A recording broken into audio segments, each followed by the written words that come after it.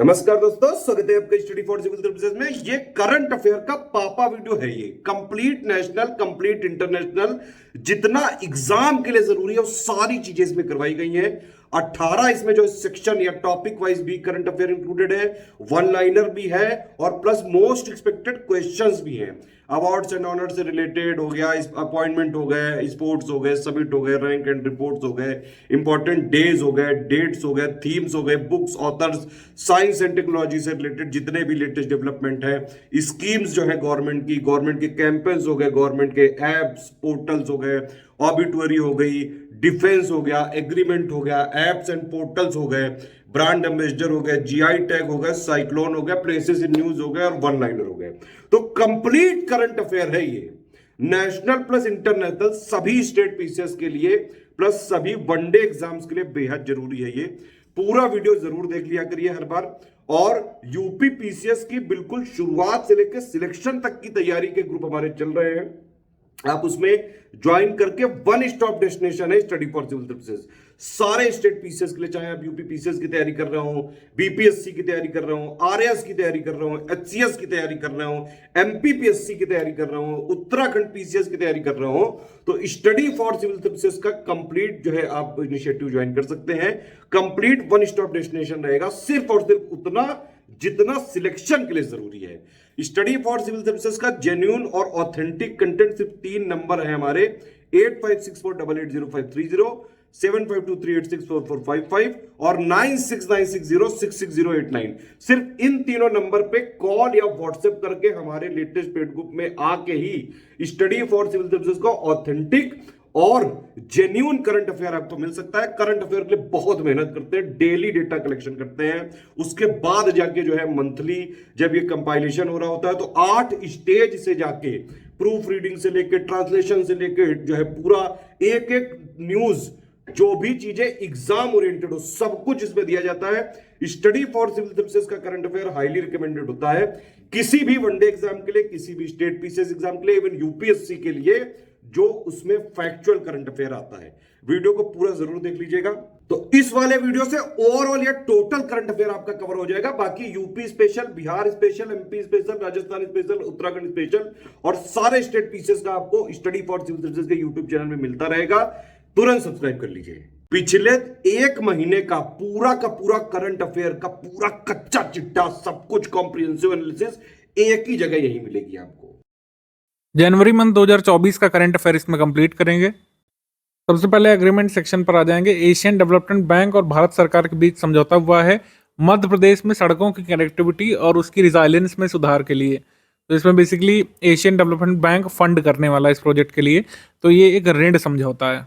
तो इसमें कौन सा प्रदेश इन्वॉल्व है या फिर किस प्रदेश में रोड इंफ्रास्ट्रक्चर पर काम होना है? मध्य प्रदेश में, ध्यान रखिएगा। इंडिया और रशिया के बीच समझौता हुआ है तमिलनाडु के कुडामुकुलम परमाणु ऊर्जा संयंत्र में बिजली उत्पादन इकाइयों के निर्माण के लिए। तो इंडिया और रशिया के बीच किस परमाणु ऊर्जा संयंत्र के लिए समझौता हुआ है? कुडामुकुलम के लिए।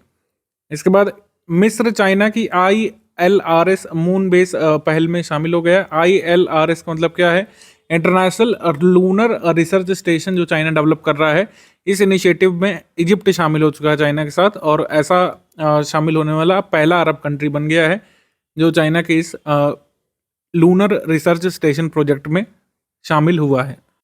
इंडिया और डेनमार्क ने मिलकर के green fuel alliance India launch किया है, GFAI। ठीक है, तो GFAI भारत ने किसके साथ मिलकर शुरू किया? ऐसे क्वेश्चन पूछ सकते हैं एग्जाम में, तो डेनमार्क के साथ। ठीक है, डेनमार्क ने ग्लोबल इन्वेस्टर्स मीटिंग 2024 के दौरान ग्रीन फ्यूल अलायंस इंडिया का अनावरण किया है। भारत के 43वें अंटार्कटिक अभियान में 2 देश शामिल हुए हैं। तो किस देश, 2 देशों के वैज्ञानिक इसमें जुड़ गए हैं? बांग्लादेश और मॉरिशस के वैज्ञानिक इसमें जुड़ गए हैं।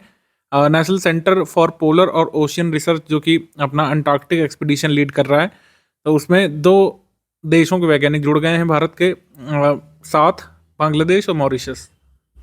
IIT मद्रास अपना एक ओवरसीज कैंपस खोलने वाला है। कहाँ पे? Indian institute of technology Madras का कैंपस खुलेगा श्रीलंका के कैंडी में। कैंडी नामक जगह है श्रीलंका में, वहाँ पर इंडियन इंस्टीट्यूट ऑफ टेक्नोलॉजी यानी IIT मद्रास अपना एक कैंपस सेटअप करने वाला है।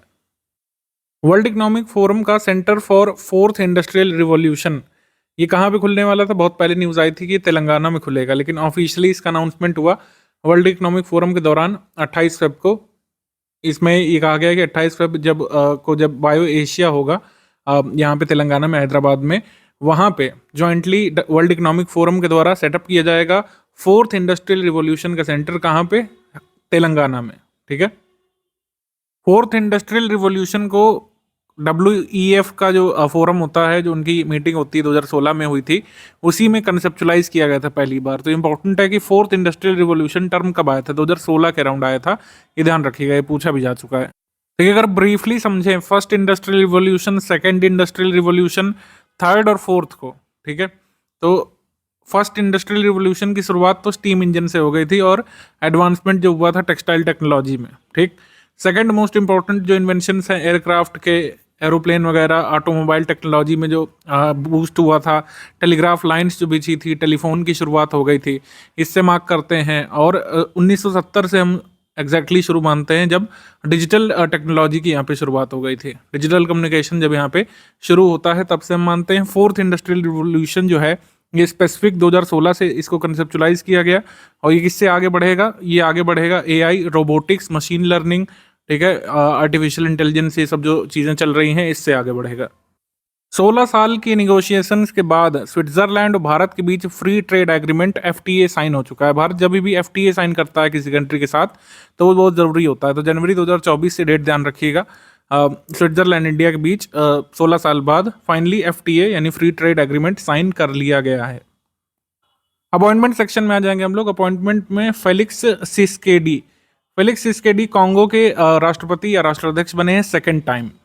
डेमोक्रेटिक रिपब्लिक ऑफ कांगो, ये आपका सेंट्रल अफ्रीकन कंट्री है और ये लैंडलॉक्ड कंट्री नहीं है, ये ध्यान रख सकते हैं। थोड़ा सा मैप जरूर देखा करिए, कोई भी इवेंट अगर किसी दूसरी कंट्री में हो रहा है उसका मैप का लोकेशन है एटलीस्ट ये कि लैंडलॉक्ड है कि नहीं है, आसपास कंट्रीज कौन सी है, ये सब आप देख सकते हैं।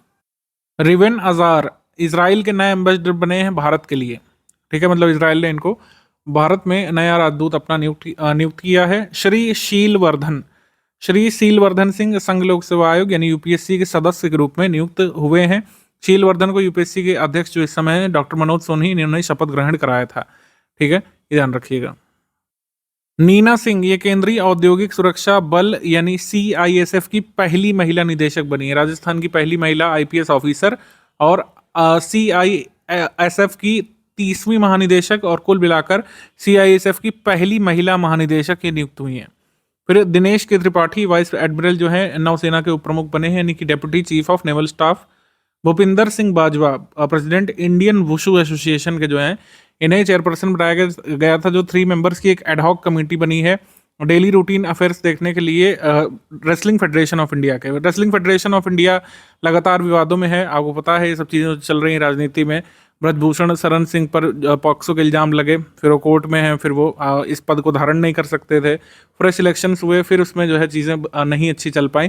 तो रेसलिंग फेडरेशन ऑफ इंडिया का डेली कामकाज देखने के लिए 3 मेंबर की कमेटी बनाई गई है, उसकी अध्यक्षता कर रहे हैं भूपिंदर सिंह बाजवा। श्री संजीव खन्ना, ये सुप्रीम कोर्ट के न्यायमूर्ति रह चुके हैं। राष्ट्रीय विधिक सेवा प्राधिकरण के कार्यकारी अध्यक्ष बनाए गए यानी कि नालसा के एग्जीक्यूटिव चेयरपर्सन बनाए गए हैं। नेशनल लीगल सर्विसेज अथॉरिटी को नालसा हम लोग बोलते हैं। इसको कब कंसेप्चुलाइज किया गया था या नालसा एक्ट कब आया है, ये आप जल्दी से कमेंट करके बताइए हमको। नालसा ही वो बॉडी है जो लोक अदालत को ऑर्गेनाइज करती है अन्य ऑर्गेनाइजेशंस के साथ मिल करके।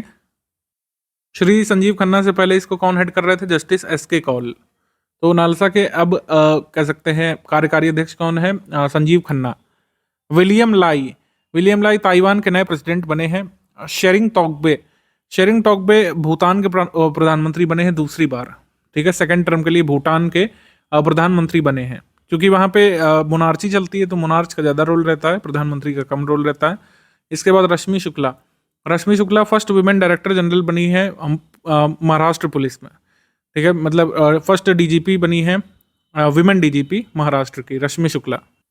श्री इंद्रमणि पांडे बिम्स्टेक के महासचिव बने हैं, इंपॉर्टेंट पोस्ट है। बिम्स्टेक के महासचिव बने हैं इंद्रमणि पांडे। वीटा दानी फर्स्ट इंडियन है जिन्हें इंटरनेशनल टेबल टेनिस फेडरेशन के गवर्निंग बोर्ड का एक मेंबर बनाया गया है। वाइस प्रेसिडेंट श्री जगदीप धनखड़ जो इस समय है पौंडीचेरी विश्वविद्यालय के पदेन चांसलर नियुक्त किए गए हैं। Prasanna B Varale Karnataka high court के मुख्य न्यायाधीश हैं, सुप्रीम कोर्ट का न्यायाधीश इनको बनाया गया अभी हाल में। सेंथिल पांडियन सी, ये India new ambassador to the World Trade Organization, विश्व व्यापार संगठन में भारत के नए एम्बेसडर बने हैं सेंथिल पांडियन। इसके बाद गैब्रियल ऑटल, फ्रांस के नए फ्रांस के शिक्षा मंत्री जो थे, ये फ्रांस के सबसे कम उम्र के प्रधानमंत्री बने हैं और पहले समलैंगिक प्रधानमंत्री बने हैं फ्रांस के। ठीक है, first gay prime minister of France और France youngest prime minister Gabriel Attal. Gabriel Attal किसकी जगह पर आए हैं? पूर्व प्रधानमंत्री एलिजाबेथ बोर्न के स्थान पर आए हैं। क्राउन प्रिंस फ्रेडरिक 10वें, ये डेनमार्क के किंग बन गए हैं। रानी मैग्रेट ने 52 वर्षों के शासनकाल के बाद डेनमार्क में अपना पद छोड़ दिया है और प्रिंस फ्रेडरिक 10वें ये डेनमार्क के किंग बन गए क्योंकि वहां पे मोनार्ची चलती है। शेख हसीना, ये प्राइम मिनिस्टर बांग्लादेश की 5th टाइम बनी। ठीक है, लगातार 5वीं बार जो है इन्होंने अपने टर्म को आगे बढ़ाया है। 5th टाइम सबसे लंबे समय तक प्रधानमंत्री पद पर रहने वाली पहली महिला तो बन ही गई हैं। ठीक है, बांग्लादेश में भी लगातार 5वीं बार प्रधानमंत्री बने रहने वाली पहली पर्सन भी बनी है। तो शेख हसीना जी की पार्टी का नाम है आवामी लीग पार्टी। और वहाँ पे प्रेसिडेंट इस समय कौन है? मोहम्मद शहाबुद्दीन। इसके बाद प्रमोद अग्रवाल बॉम्बे स्टॉक एक्सचेंज के नए अध्यक्ष बने थे। इनकी नियुक्ति कौन करता है? इनकी नियुक्ति सेबी करता है क्योंकि सेबी ही भारत में जो सिक्योरिटी मार्केट है उसका रेगुलेटर है। इसके बाद दलजीत सिंह चौधरी, ये सशस्त्र सीमा बल SSB के नए महानिदेशक बने हैं। डॉक्टर राजीव शाह, न्यूयॉर्क के फेडरल रिजर्व बैंक के निदेशक मंडल में शामिल इनको किया गया है। जी राम मोहन राव, भारतीय प्रतिभूति और विनिमय बोर्ड यानी सेबी के नए कार्यकारी अध्यक्ष बने हैं। हरमन क्रूज, जो नीदरलैंड के हैं, हॉकी इंडिया के नए हाई परफॉर्मेंस निदेशक बने हैं। ठीक है, इसके बाद रणधीर जायसवाल, विदेश मंत्रालय के नए प्रवक्ता बने हैं यानी कि new spokes person of ministry of external affairs. इनसे पहले अरिंदम बागची थे लेकिन इनको एक इम्पोर्टेंट पोस्ट मिल गई है जिसके बारे में हम बात कर चुके हैं पहले कि इस पोस्ट पर हैं अरिंदम बागची। जल्दी से कमेंट करके बताइए। हमने बहुत अच्छे से आपको जो करंट अफेयर का पापा वीडियो आया है RO का, उसमें बताया कि अरिंदम बागची की जो पोस्ट है और सुश्री रुचिरा कंबोज की जो पोस्ट है, माफ कीजिएगा, मिसिस रुचिरा कंबोज जी की जो पोस्ट है, इसमें क्या अंतर है ये आपको स्पष्ट करके बताया है। साइमा वाजिद बांग्लादेश से वैश्विक स्वास्थ्य संगठन दक्षिण पूर्व एशिया के क्षेत्र की नई क्षेत्रीय निदेशक बनी है। New director general, the new regional director of the World Health Organization South East Asia region. इसके बाद सुंग वांगशो, दक्षिण कोरिया के International Organization for Standardization ISO के नए अध्यक्ष बने हैं। ISO का जो मुख्यालय है कहाँ पे है आपको पता होना चाहिए। हेडक्वार्टर है ISO का जिनेवा। विकासशील एशियाई विकास बैंक के कार्यकारी निदेशक बन गए हैं, executive director of Asian Development Bank, विकासशील। इसके साथ स्मिता सारंगी, इनको अपॉइंट किया गया adviser to the executive director, तो ये उनके एडवाइजर बनी है। सक्सेस मासरा, ये चार्ड के नए प्रधानमंत्री ये बने हैं, सक्सेस मासरा। अवार्ड्स एंड ऑनर्स में सबसे पहले जमुना लाल बजाज पुरस्कार रचनात्मक कार्यों में उत्कृष्ट योगदान के लिए डॉक्टर रेगी जॉर्ज और ललिता रेगी को, ग्रामीण विकास के लिए विज्ञान और प्रौद्योगिकी के अनुप्रयोग के लिए उत्कृष्ट योगदान के लिए पुरस्कार डॉक्टर राम लक्ष्मी दत्ता को, महिलाओं बच्चों के लिए विकास कल्याण में उत्कृष्ट योगदान के लिए सुधा वर्गीस को, भारतीय नागरिकों के अलावा अन्य व्यक्तियों द्वारा भारत में गांधीवादी मूल्यों के प्रचार प्रसार के लिए किसे मिला है? श्री राहा नाबा कुमार को। BWF player of the year 2023 वर्ष के सर्वश्रेष्ठ पुरुष खिलाड़ी की श्रेणी में सेओ सेंग जाई को, ये दक्षिण कोरिया के बैडमिंटन प्लेयर। वर्ष की सर्वश्रेष्ठ BWF महिला बैडमिंटन प्लेयर आंग से यंग, ये भी दक्षिण कोरिया से। और सर्वश्रेष्ठ जोड़ी में शेन किंगशन और जिया यीफान को, ये चाइना से जो जोड़ी है, इसको ध्यान रख सकते हैं। इसके बाद MS Swaminathan award professor BR Kamboj को, ये वाइस चांसलर हैं हरियाणा एग्रीकल्चरल यूनिवर्सिटी के, BR Kamboj. Bank of the year का पुरस्कार Financial Times The Banker magazine जो आती है उसके द्वारा ये मिला है फेडरल बैंक ऑफ इंडिया को, बैंकर ऑफ द ईयर, ये बैंक ऑफ द ईयर का पुरस्कार। ठीक है, बैंक ऑफ द ईयर का पुरस्कार बैंकर नामक मैगजीन के द्वारा फेडरल बैंक ऑफ इंडिया को। CII नेशनल अवार्ड, ठीक है, कन्फेडरेशन ऑफ इंडियन इंडस्ट्रीज का नेशनल अवार्ड हीरो मोटोकॉर्प को, जल प्रबंधन में उत्कृष्टता की श्रेणी में। हीरो मोटोकॉर्प जो मोटरसाइकिल बनाने वाली कंपनी है, पहले हीरो और होंडा साथ में आती थी हीरो होंडा की बाइक, सब होंडा अलग हो गया, हीरो अलग हो गया।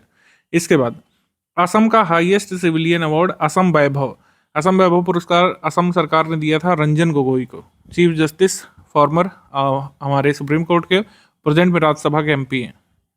इसके बाद कुवेम्पु अवार्ड मिला है श्री शेंदु मुखोपाध्याय, कोई बंगाली लेखक हैं। पहला मनोहर पर्रिकर युवा वैज्ञानिक पुरस्कार मिला है माधवराज एस को, जो कि इसरो के साइंटिस्ट हैं, गोवा गवर्नमेंट के द्वारा दिया जाता है। पहला Manohar Parrikar young scientist award. प्यूबिटी स्पोर्ट पुरुष एथलीट ऑफ द ईयर का पुरस्कार मिला विराट कोहली को। फीफा पुरस्कार में सर्वश्रेष्ठ फीफा पुरुष खिलाड़ी का लियोनेल मेसी को, सर्वश्रेष्ठ फीफा महिला खिलाड़ी में एतना बोनमाटी को, और FIFA fair play award Brazil को। इतने अवार्ड काफ़ी है, वैसे तो कई सारे होते हैं। उसके बाद Indian society of agriculture economics का फेलो 2023 ये बनाया गया है डॉक्टर पी इंदिरा देवी को, केरल राज्य किसान कल्याण बोर्ड के निदेशक हैं। ये कृषि के क्षेत्र में दिए जाने वाले पुरस्कार, जहाँ पे कृषि के बारे में कई बार करंट अफेयर आता है, उसमें पूछ सकते हैं। मिस अमेरिका ये बनी है मेडिसन मार्श, ये अमेरिकन एयरफोर्स की एक ऑफिसर हैं। Madison Marsh first on duty US air force की ऑफिसर है जिन्होंने ये टाइटल वहाँ पे जीता। बेस्ट इनोवेशन का अवार्ड स्वामित्व स्कीम को मिला है, मिनिस्ट्री ऑफ पंचायती राज की जो स्कीम है स्वामित्व स्कीम, इसको मिला है। मध्य प्रदेश गवर्नमेंट के द्वारा नेशनल तानसेन अवार्ड पंडित गणपति भट्ट हसनगी को, मध्य प्रदेश पीसीएस जिन लोगों को देना है इस साल वो जरूर इस अवार्ड को देख सकते हैं। नेशनल तानसेन पुरस्कार मध्य प्रदेश गवर्नमेंट के द्वारा पंडित गणपति भट्ट हसनगी को। 22 से 28 दिसंबर 2023 तक 99वां वैश्विक संगीत समागम का आयोजन हुआ था ग्वालियर में, वहाँ ये पुरस्कार इनको अनाउंस किया गया। पंडित गणपति भट्ट हसनगी जो है मध्य प्रदेश को बिलोंग नहीं करते हैं, ये कर्नाटक को बिलोंग करते हैं, ध्यान रखिएगा, Karnataka. Tenzing Norgay national adventure award ये माउंटेनियर सविता कसवाल को मिला है, सविता कंसवाल पोस्टह्यूमसली इनको मिला है।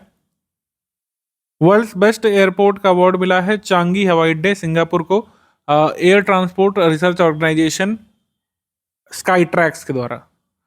अर्जुन अवार्ड ये वैसे तो अर्जुन अवार्ड हम पहले डिस्कस कर चुके हैं दिसंबर में, लेकिन पहली बार Divyakriti Singh became the first Indian women to receive the Arjuna award for horse riding, equestrian के रूप में एथलीट, इक्वेस्टेरियन एथलीट यानी घुड़सवारी करने वाले एथलीट के रूप में पहली बार किसी भारतीय महिला को अर्जुन पुरस्कार मिला, इस वजह से जरूरी है आ सकता है। दिव्यकीर्ति सिंह घुड़सवारी के श्रेणी में या घुड़सवारी स्पोर्ट्स में अर्जुन अवार्ड प्राप्त करने वाली पहली महिला भारतीय एथलीट बनी है। अभी तक पुरुष भारतीय को मिल चुका है, लेकिन महिला भारतीय में मिस दिव्यकीर्ति सिंह को पहली बार मिला है। लोकसभा के लिए सांसद महारत्न पुरस्कार ये जिन लोगों को मिला है उनके नाम लिखे हुए हैं, एक हैं कांग्रेस से, एक एनसीपी से हैं, और 2 लोग भाजपा से, एक शिवसेना से। इनके नाम जरूर ध्यान रख सकते हैं। जैसे इस समय प्रेजेंटली महाराष्ट्र के जो मुख्यमंत्री हैं एकनाथ शिंदे ने पुरस्कार मिला है सुकांत मजूमदार को भाजपा से, सुधीर गुप्ता भाजपा से, राम सिंह कोले एनसीपी से, और कुलदीप राय शर्मा कांग्रेस से। प्राइम पॉइंट फाउंडेशन के द्वारा ये दिया जाता है, ठीक है। इसके बाद आ जाते हैं हम लोग आईजीबीसी ग्रीन कैंपस रेटिंग के तहत प्लैटिनम प्रमाणन ये national institute of construction management and research Hyderabad को मिला है। स्वच्छ सर्वेक्षण पुरस्कार मोस्ट इंपॉर्टेंट अवार्ड्स में से एक होते हैं, साल भर इनके पूछे जाने की संभावना बनी रहती है। ओवरऑल रैंकिंग में जो टॉप 3 सिटीज हैं वो कौन कौन से हैं, तो इस बार बहुत ध्यान रखना इंपॉर्टेंट है कि सेकंड सिटी कोई नहीं है, 2 सिटीज यहाँ पर टॉप पर हैं यानी फर्स्ट पर है। इंदौर लगातार 7वीं बार फर्स्ट पर है, और इस बार सूरत भी फर्स्ट पे आया है, ठीक है। तो सूरत और इंदौर दोनों फर्स्ट पर हैं, ये कोई टाइपिंग मिस्टेक नहीं मानिए इसको, सेकंड पर कोई नहीं है इस बार। 1 लाख से अधिक जनसंख्या वाली श्रेणी में टॉप पर है पणजी, सेकंड पर गुंटूर। गुंटूर कहाँ से? ओडिशा से, पणजी गोवा से। 1 लाख से कम जनसंख्या वाली श्रेणी में नौरोजाबाद यहाँ पे फर्स्ट पे, और अमरकंटक मध्य प्रदेश से सेकंड पे। फिर सर्वश्रेष्ठ सफाई मित्र शहर चंडीगढ़ बना था। सर्वश्रेष्ठ स्वच्छ गंगा टाउन में वाराणसी फर्स्ट पर, सेकंड पर प्रयागराज। कैंटोनमेंट की श्रेणी में मऊ, छावनी बोर्ड, इंदौर मध्य प्रदेश से टॉप पर। बिहार राज्य 1 लाख से अधिक जनसंख्या श्रेणी में स्वच्छ शहर इसका कौन सा? बिहार का पटना है। बिहार राज्य में 1 लाख से कम जनसंख्या श्रेणी में सबसे स्वच्छ शहर सुपौल है, ठीक है। अलग अलग राज्य अपने अपने देख सकते हैं इसमें, हरियाणा का भी हमने लिख दिया, राजस्थान का भी लिख दिया है। उत्तर प्रदेश में 1 लाख से अधिक जनसंख्या श्रेणी में 5 स्टार स्वच्छ शहर का अवार्ड किसे मिला है? नोएडा को। और उत्तराखंड राज्य में 1 लाख से अधिक जनसंख्या में स्वच्छ शहर, सबसे स्वच्छ शहर देहरादून है। शीर्ष 3 राज्यों की रैंकिंग में टॉप पर रखा गया महाराष्ट्र को, सेकंड पर मध्य प्रदेश को, थर्ड पर छत्तीसगढ़ को। उत्तर प्रदेश का स्थान कितना है? उत्तर प्रदेश का स्थान कहीं स्पेसिफिकली मेंशन नहीं किया है, बहुत ढूंढने पर ये मिला है कि उत्तर प्रदेश की रैंक 9th है इस बार, ध्यान रखिएगा। उत्तर प्रदेश की ओवरऑल रैंक स्वच्छ सर्वेक्षण में कितनी है? 9th है। Cleanest city in the population category of less than 1 lakh in union territories, तो कटरा जम्मू कश्मीर का less than 1 lakh population among union territories में टॉप पर है।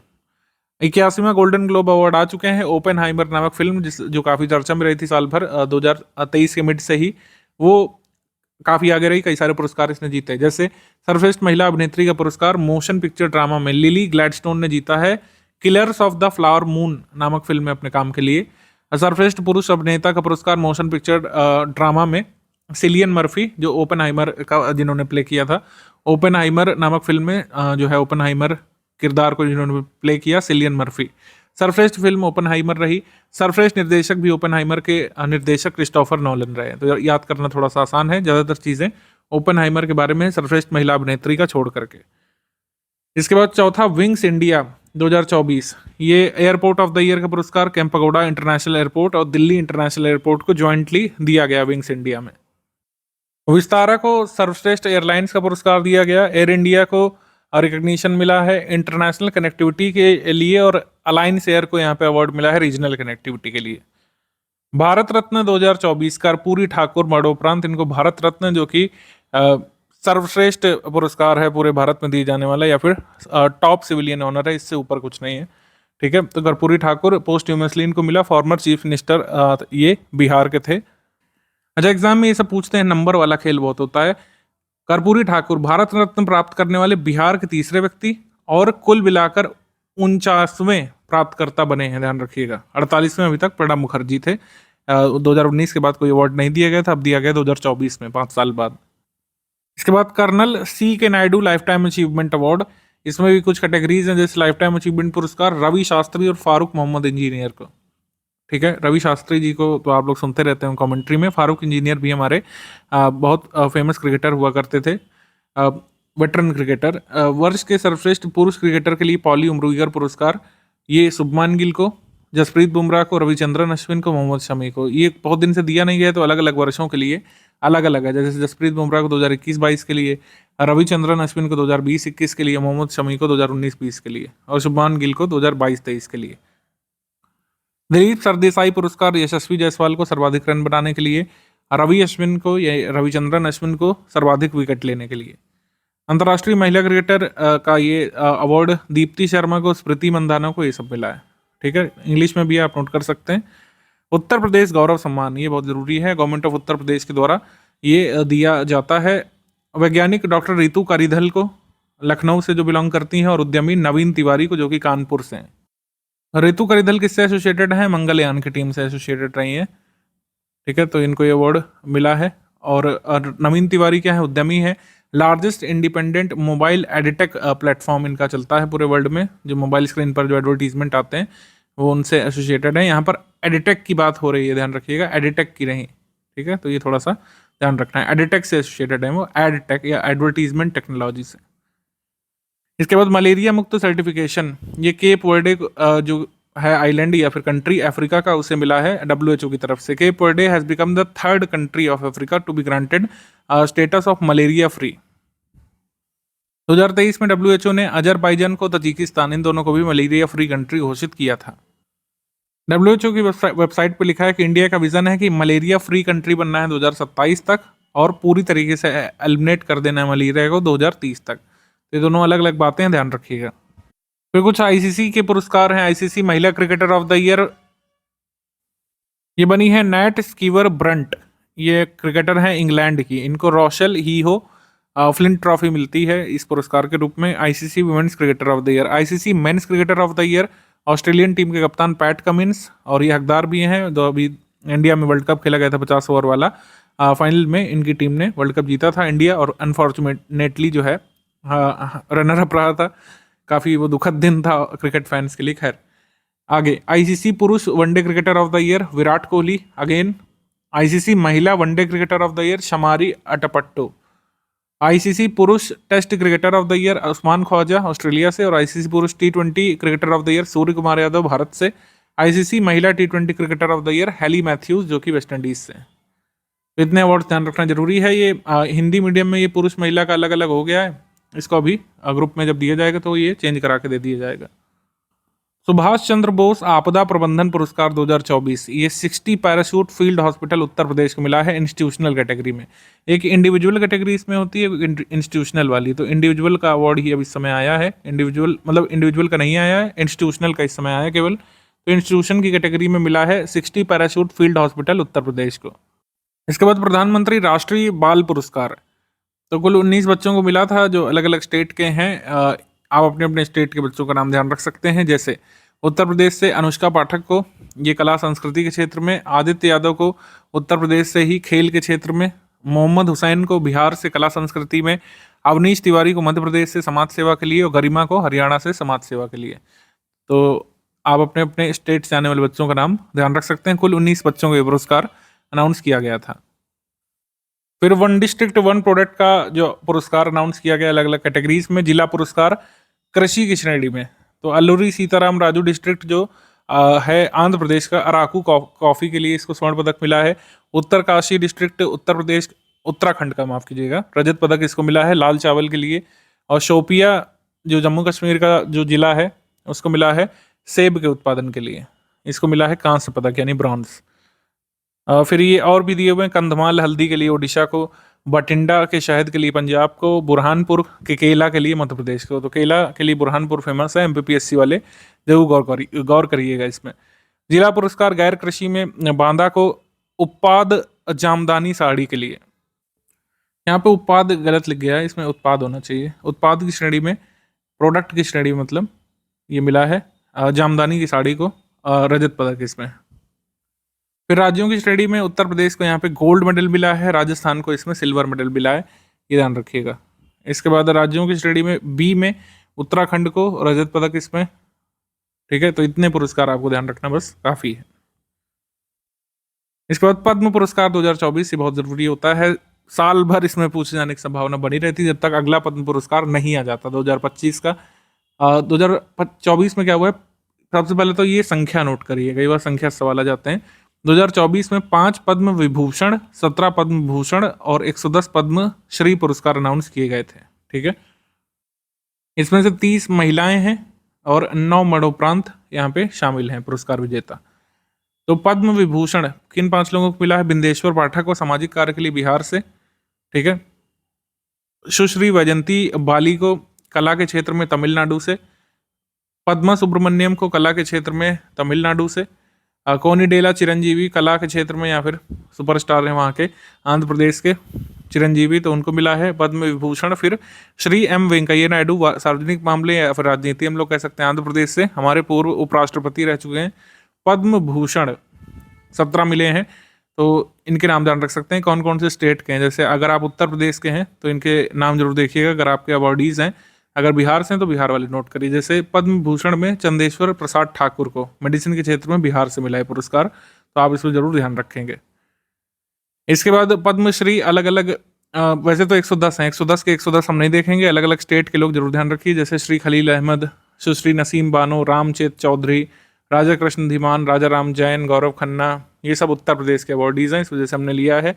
उर्मिला श्रीवास्तव, गोदावरी सिंह, इसमें इस तरीके से मिलाने को आ सकता है कि इनको किस क्षेत्र से मिला। रामचेत चौधरी को विज्ञान इंजीनियरिंग से, राधा कृष्ण धीमान को दवा के क्षेत्र से, मेडिसिन के क्षेत्र से, गोदावरी सिंह को कला के क्षेत्र से, उर्मिला श्रीवास्तव को कला, बाबू राम यादव को कला, अशोक कुमार विश्वास को कला, इस तरीके से।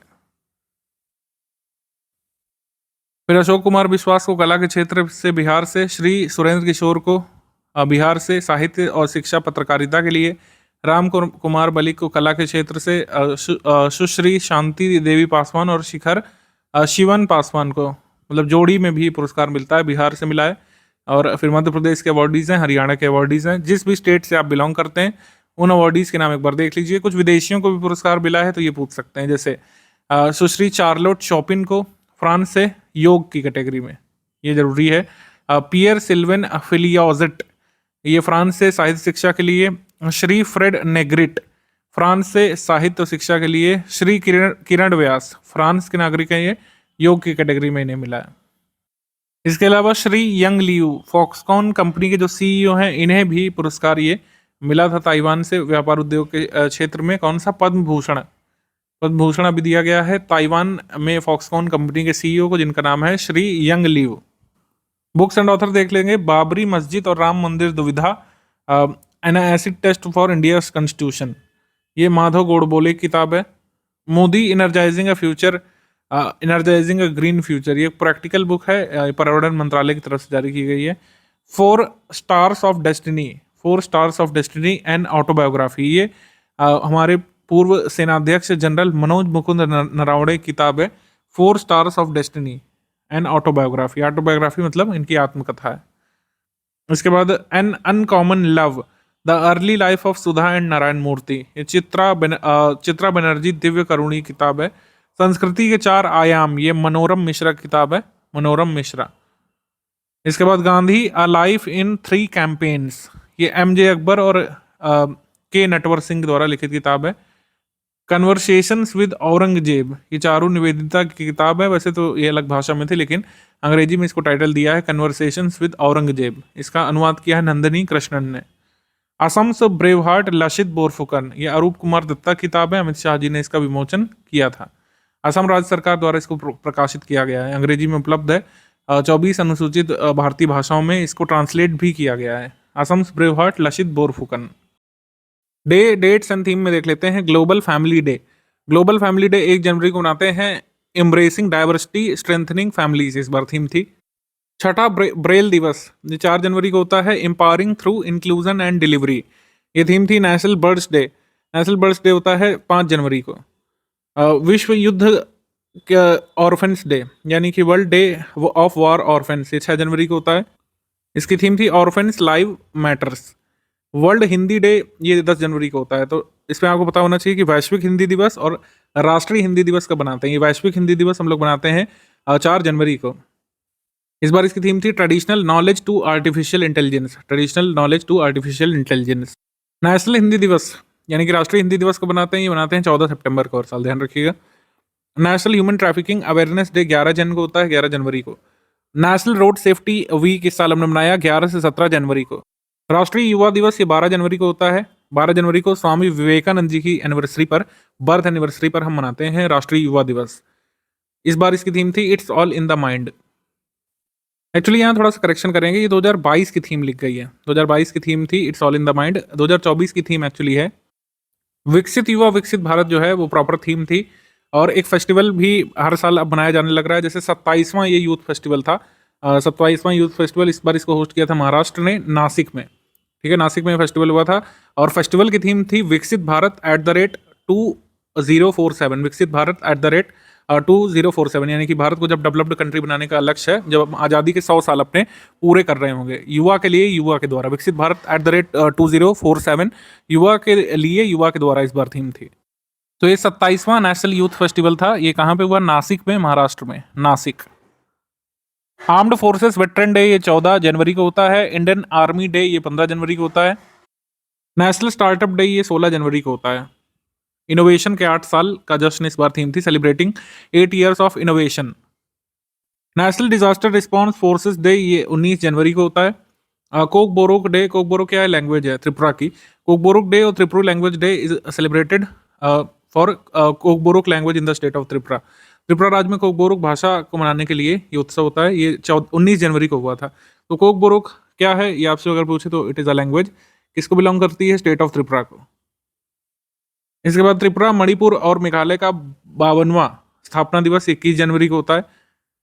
पराक्रम दिवस ये 23 जनवरी को होता है। पराक्रम दिवस, पराक्रम दिवस हम लोग बनाते हैं सुभाष चंद्र बोस जी की बर्थ एनिवर्सरी पर, और इस बार ये 127वीं बर्थ एनिवर्सरी थी सुभाष चंद्र बोस की 2024 में। इसी दिन आपदा प्रबंधन पुरस्कार भी अनाउंस किया जाता है। पहली बार इसको कब बनाया गया था? पहली बार बनाना शुरू हुआ था 2021 में। इसके बाद 6th इंटरनेशनल एजुकेशन डे ये 24 जनवरी को होता है। 75वां उत्तर प्रदेश राज्य दिवस ये 24 जनवरी को हर साल होता है। वर्ष 2017 में सबसे पहली बार इसको मनाए जाने की शुरुआत की गई थी। 2018 से स्थापना दिवस पर 3 दिवसीय कार्यक्रम का आयोजन भी होता है उत्तर प्रदेश में। इस बार इसकी कोई स्पेसिफिक थीम नहीं रखी गई, इसी वजह से मैंने इसको नहीं लिया है। थीम जो 2023 वाली है उसको ध्यान रख सकते हैं, क्योंकि वो इन्वेस्टमेंट पर आधारित थी और वो अभी पूछी जा सकती है 2023 वाली। तो 2023 की थीम क्या है, जल्दी से आप लोग कमेंट करके बताइए, अदरवाइज कोई ना कोई यहाँ पे कमेंट करेगा, उसका कमेंट वहाँ पे पिन करके लगा दिया जाएगा। 2023 की उत्तर प्रदेश दिवस की थीम क्या थी, इस साल तो कोई नहीं है। नेशनल गर्ल चाइल्ड डे, राष्ट्रीय बालिका दिवस होता है 24 जनवरी को, ठीक है। तो उत्तर प्रदेश दिवस और बालिका दिवस एक ही दिन होते हैं। राष्ट्रीय मतदाता दिवस 25 जनवरी को होता है। इस बार का इंक्लूज कह सकते हैं इलेक्शन ईयर भी है, तो इंक्लूसिव इलेक्शंस की थीम पर एक कम्परेटिव पोस्ट यानी कि डाक टिकट जारी की गई थी, ठीक है। 2024 के पार्लियामेंट्री इलेक्शन इस साल होने हैं इसलिए। हिमाचल प्रदेश का पूर्ण राज्यत्व दिवस ये भी मनाया जाता है 25 जनवरी को। नेशनल टूरिज्म डे मनाया जाता है 25 जनवरी को। सस्टेनेबल जर्नी टाइमलेस मेमोरीज इस बार थीम है। नेशनल टूरिज्म डे की थीम है सस्टेनेबल जर्नी टाइमलेस मेमोरीज। और वैश्विक पर्यटन दिवस कब मनाया जाता है, ये मनाया जाता है 27 सितंबर को, 27 सितंबर। 75वां रिपब्लिक डे मनाया गया था। तो बाकी सब चीज़ें आपको पता है।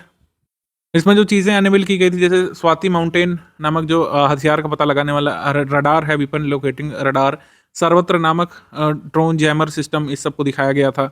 झांकी वगैरह भी दिखाई गई, उसमें झांकी को पुरस्कार भी मिला है, ये अभी हम आगे आपको बताएंगे। इस बार के हमारे मुख्य अतिथि कौन थे, फ्रांस के राष्ट्राध्यक्ष से थे इमानुएल मैक्रॉन। पहले अमेरिका के प्रेसिडेंट जी को आने के लिए कहा गया था, जोसेफ बाइडेन को, लेकिन उन्होंने कहा कि वह नहीं आ पाएंगे, तो फाइनली फिर इमानुएल मैक्रॉन हमारे मुख्य अतिथि यहाँ पे बने गणतंत्र दिवस परेड के। उसके बाद इंटरनेशनल होलोकॉस्ट रिमेम्बरेंस डे 27 जनवरी को होता है। डेटा प्राइवेसी डे ये 28 जनवरी को होता है। लाला लाजपत राय जी की जयंती होती है 28 जनवरी को। साइंस टेक में अगर देखें तो भारत का पहला एक्सरे पॉलीमीटर सैटेलाइट, जिसको एक्सपोसैट बोल रहे हैं, लॉन्च किया गया है 2024 1 जनवरी को, नए साल के दिन लॉन्च किया गया था श्रीहरिकोटा आंध्र प्रदेश से। इसका जो प्रमोशन यानी कि रॉकेट है PSLV C58 है, ध्यान रखिएगा, PSLV C58 रॉकेट से इसको लॉन्च किया गया था। रॉकेट का नाम बहुत रेलिवेंट है यहाँ पे। और एक और चीज़ रेलिवेंट है कि ये किसके लिए है, बेसिकली ब्लैक होल के सीक्रेट्स को अनेबल करने के लिए छोड़ा गया है। ब्लैक होल बेसिकली क्या होता है, कोलैप्स्ड स्टार होता है। Black hole is basically a collapsed star, ये आ चुका है एग्जाम में। न्यूजीलैंड का पहला इलेक्ट्रॉन रॉकेट सफलतापूर्वक लॉन्च किया गया है। पहले भी इसकी कोशिश की गई थी लेकिन सफल नहीं हुआ था। फाइनली न्यूजीलैंड ने अपना सफलतापूर्वक इलेक्ट्रॉन रॉकेट लॉन्च कर दिया है। तो किस कंट्री ने किया इसको लॉन्च, इलेक्ट्रॉन रॉकेट को, न्यूजीलैंड ने। बस ये ध्यान रखना आपके लिए काफ़ी होगा। अमृत टेक्नोलॉजी को अनवील किया था IIT मद्रास ने। इसमें कहा था कि पानी में घुले आर्सेनिक और अन्य जो कह सकते हैं आपके मेटल आयन से इसको रिमूव किया जा सकता है अमृत टेक्नोलॉजी के थ्रू। तो Amrit technology nano scale iron oxyhydroxide का प्रयोग करती है और ये किसकी है, IIT मद्रास की टेक्नोलॉजी है, तो ये ध्यान रखिएगा। जापान का स्नाइपर मिशन, जैसे हमने जब इसको लॉन्च किया गया था हमने चर्चा की थी कि अगर जापान सक्सेसफुल होता है तो जापान ओवरऑल मून पर एक स्पेस क्राफ्ट बेचने वाला 5th कंट्री ओवरऑल बन जाएगा पूरे विश्व का, ठीक है। तो जापान का स्नाइपर मिशन सॉफ्ट लैंड कर गया है मून पर, तो चंद्रमा पर सफलतापूर्वक स्पेस क्राफ्ट भेजने वाला जापान कुल मिलाकर विश्व का 5वां देश बन चुका है। जहां पर इसने लैंड किया इसको नाम रखा है उन्होंने शियोली क्रेटर। नासा द्वारा क्षुद्र ग्रह एपोफिस का अध्ययन करने के लिए ओसिरिक्स एपेक्स मिशन लॉन्च किया गया है। तो ओसिरिक्स रेक्स जो मिशन है ये किसके लिए लॉन्च किया गया है, एक क्षुद्र ग्रह का अध्ययन करने के लिए, एपोफिस जिसका नाम है, ठीक है। एस्ट्रॉइड जो है एपोफिस, इसके अध्ययन के लिए लॉन्च किया गया है, ठीक है। ये काफ़ी लॉन्ग टर्म मिशन है, ये एपोफिस में पहुंचने वाला है 2029 तक। इसके बाद गूगल डीप माइंड द्वारा मोबाइल अलोहा ह्यूमनाइड सिस्टम पेश किया गया है। तो गूगल डीप माइंड और स्टैनफोर्ड यूनिवर्सिटी ने बनाया है मोबाइल अलोहा, ठीक है, ALOHA। इसका हार्डवेयर और मशीन लर्निंग एल्गोरिदम दोनों ओपन सोर्स रखे गए हैं। तो अलोहा बेसिकली क्या है, एक ह्यूमनाइड रोबोट है जो कि रिमोट के द्वारा यूजर के द्वारा ऑपरेट किया जा सकता है। Chinese startup company beta volt द्वारा विश्व की पहली न्यूक्लियर बैटरी बनाई गई है। ये एक बार चार्ज करने पर 50 वर्ष तक एनर्जी प्रोवाइड कर सकती है। इसका साइज एक सिक्के के बराबर बताया जा रहा है। इसके बाद स्वीडिश वैज्ञानिकों द्वारा फसल की वृद्धि बढ़ाने वाली इलेक्ट्रॉनिक सॉइल विकसित की है। इन्होंने एक ऐसी इलेक्ट्रॉनिक सॉइल विकसित की है जिसमें पौधा लगाएंगे और उसमें जो मूवमेंट ये लोग कराएंगे तो इस तरीके से पौधा बहुत जल्दी बढ़ सकता है। तो ये प्रयोग किसने किया है, स्वीडन के वैज्ञानिकों ने, स्वीडिश साइंटिस्ट ने। स्वीडन की कैपिटल है स्टॉकहोम और स्वीडन जो है बाल्टिक सी से लगने वाला एक कंट्री है। ये सीमा साझा करता है नॉर्वे से और फिनलैंड से, ठीक है। इसके नज़दीक में डेनमार्क भी पड़ता है। चाइना ने कॉस्मिक रेस को स्टडी करने के लिए अपना एक लोटस शेप्ड सैटेलाइट लॉन्च किया है। कमल के आकार का एक नया खगोलीय उपग्रह भेजा है जिसको उन्होंने नाम दिया है आइंस्टीन प्रोब। ये किसने भेजा है, चाइना ने। भारत की पहली सोडियम आयन बैटरी टेक्निक का अनावरण किया गया है KPIT टेक्नोलॉजीज लिमिटेड द्वारा। ऑटोमेटिव और मोबिलिटी इकोसिस्टम के लिए भारत की पहली सोडियम आयन बैटरी तकनीक का अनावरण किया गया था। डीआरडीओ ने successfully high speed flying wing UAV ये जो है टेस्ट किया है। अनमैन्ड एयर व्हीकल, जिसको हम लोग ड्रोन बोल सकते हैं आम बोलचाल की भाषा में, ठीक है। इसको कहाँ से टेस्ट किया? चित्रदुर्ग, कर्नाटक से, ठीक है। High speed flying wing unmanned aerial vehicle UAE, यानी कि unmanned aerial vehicle drone. NASA का 51 वर्ष बाद पहला मून मिशन लॉन्च होने जा रहा है, जिसका नाम है पेरेग्रीन लैंडर। पेरेग्रीन लैंडर, इसको बे ऑफ स्टिकनेस पर उतारने का यहाँ पे प्लान है नासा का। इन्होंने कहा कि 23 फेब तक ये वहाँ पे लैंड करेगा। गुजरात सरकार ने द्वारका में दिवाली 2024 के पहले देश को कह सकते हैं सबमरीन टूरिज्म उपलब्ध कराने की बात कही है। इसमें कहा है कि सबमरीन वो नीचे जाएगी, जो कि गुजरात सरकार मझगांव डॉकयार्ड लिमिटेड के साथ मिलकर के बनाएगी। 35 टन वजन होगा, 30 यात्रियों को लेकर के समुद्र के नीचे का टूरिज्म ये कराएंगे गुजरात में। गुजरात के मतलब कॉस्ट में। India first major language model Bharat GPT इसको लॉन्च किया गया है। वॉइस मोडेलिटी के लिए 22 भाषाओं के लिए टेक्स्ट मोडेलिटी भी इसमें दी गई है। मतलब पूरे भारत की भारतीय भाषाओं से आप इसको प्रॉम्प्ट दे सकते हैं, ठीक है। चाहे टेक्स्ट प्रॉम्प्ट हो, चाहे वॉइस प्रॉम्प्ट हो। तो ये किसने बनाया है? CORover.ai ने भारत का पहला large language model Bharat GPT launch किया है। डिफेंस सेक्शन में आसियान महिला शांति रक्षकों के लिए टेबल टॉप अभ्यास TTX, इसका आयोजन कहाँ पे हुआ था? दिल्ली में। First joint military exercise Bharat और यूएई के बीच डेजर्ट साइक्लोन, ये हुआ था राजस्थान में। भारत जापान का तटरक्षक अभ्यास सहयोग काजिन हुआ था चेन्नई कोस्ट, तमिलनाडु में। इसके बाद इंडियन आर्मी का मेगा एंटी टेररिस्ट ऑपरेशन सर्वशक्ति ये किया गया था जम्मू कश्मीर में। भारत और थाईलैंड नौसेना के बीच जो होता है अयुत्या एक्सरसाइज हुआ था इंडियन नेवी और थाईलैंड की नेवी के बीच, ठीक है। अयुत्या को आप एक्सरसाइज अयोध्या भी कह सकते हैं, सिंपली भारतीय टोन में अगर बोलें। वो उन लोगों ने इसको अयुत्या बोला था, Ayutthaya. Military exercise sea dragon, ये गुआम आइलैंड में हुई थी, अमेरिका में। सैन्य अभ्यास भारत, अमेरिका, ऑस्ट्रेलिया, दक्षिण कोरिया और जापान के मध्य किया जाता है, ठीक है। इसके बाद भारत किर्गिस्तान के मध्य 11वां संयुक्त विशेष बल अभ्यास खंजर, ये हुआ था हिमाचल प्रदेश में। तो इंडिया किर्गिस्तान का अभ्यास है, किस नाम से होता है? खंजर के नाम से। इसके बाद भारत को पहला स्वदेश निर्मित ड्रोन दृष्टि 10 स्टारलाइनर ड्रोन मिल गया था, ठीक है। दृष्टि 10 क्या है? स्टारलाइनर ड्रोन है, भारत का, इंडिजिनसली डेवलप्ड है।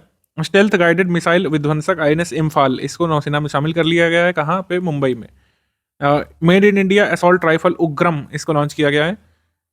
भारतीय नौसेना ने शिवाजी से प्रेरित होकर के, या शिवाजी की मोहरों से प्रेरित होकर के नया रैंक प्रतीक चिन्ह का अनावरण किया है, जिसको एपॉलेट बोला जाता है। एपॉलेट में golden navy button, octagon, Indian sword और बाइनोक्यूलर, इसको शामिल किया जाता है। कारगिल में पहली बार रात में एक विमान उतारा गया था, ठीक है। भारतीय वायुसेना का C-130J सुपर हरक्लीज परिवहन विमान उतारा गया था रात में पहली बार इस बार। इसके बाद ऑबिचरीज में वासुदेव पांडे, ये त्रिनिदाद एंड टोबैगो के पूर्व प्राइम मिनिस्टर ही नहीं रहे। उस्ताद राशिद खान, हिंदुस्तानी क्लासिकल सिंगर ही नहीं रहे।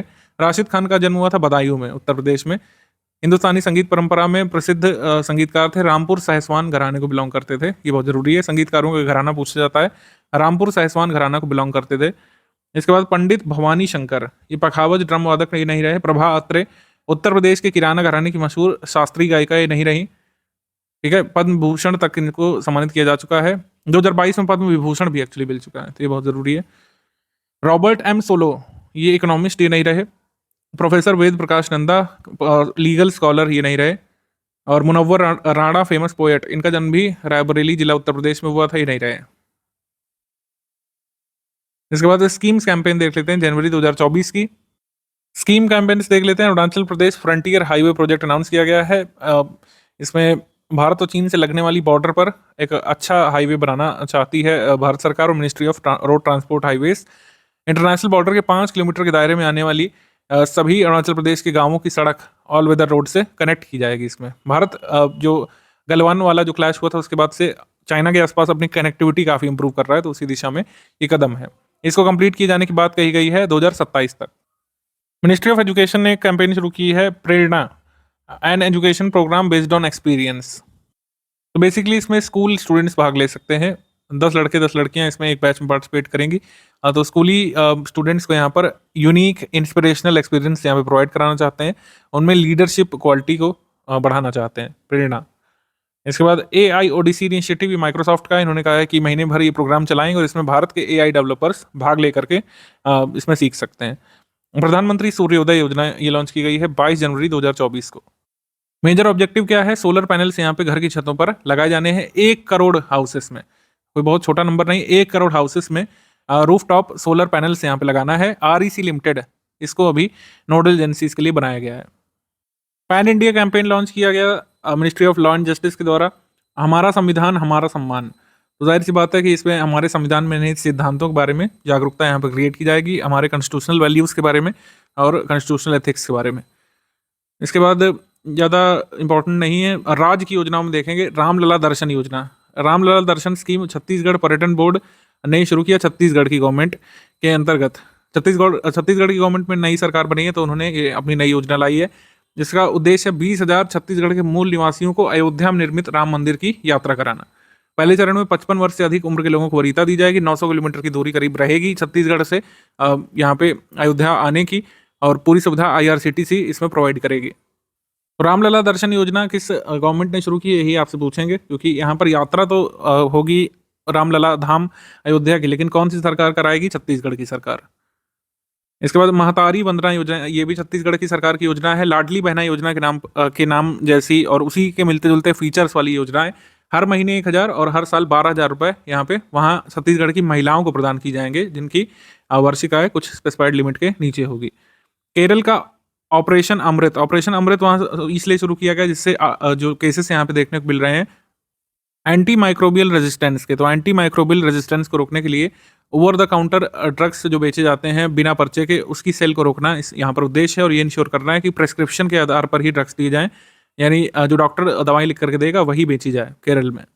युवा निधि स्कीम कर्नाटक की गवर्नमेंट ने शुरू की है। उन्होंने कहा है कि वहाँ पर जो युवा डिग्री धारक हैं, डिप्लोमा धारक है, अपनी नौकरी ढूंढ रहे हैं, उनको अधिकतम 2 वर्ष के लिए यहाँ पे अलाउंस दिया जाएगा। मंथली अलाउंस देने की बात कही गई, यानी कि भत्ता।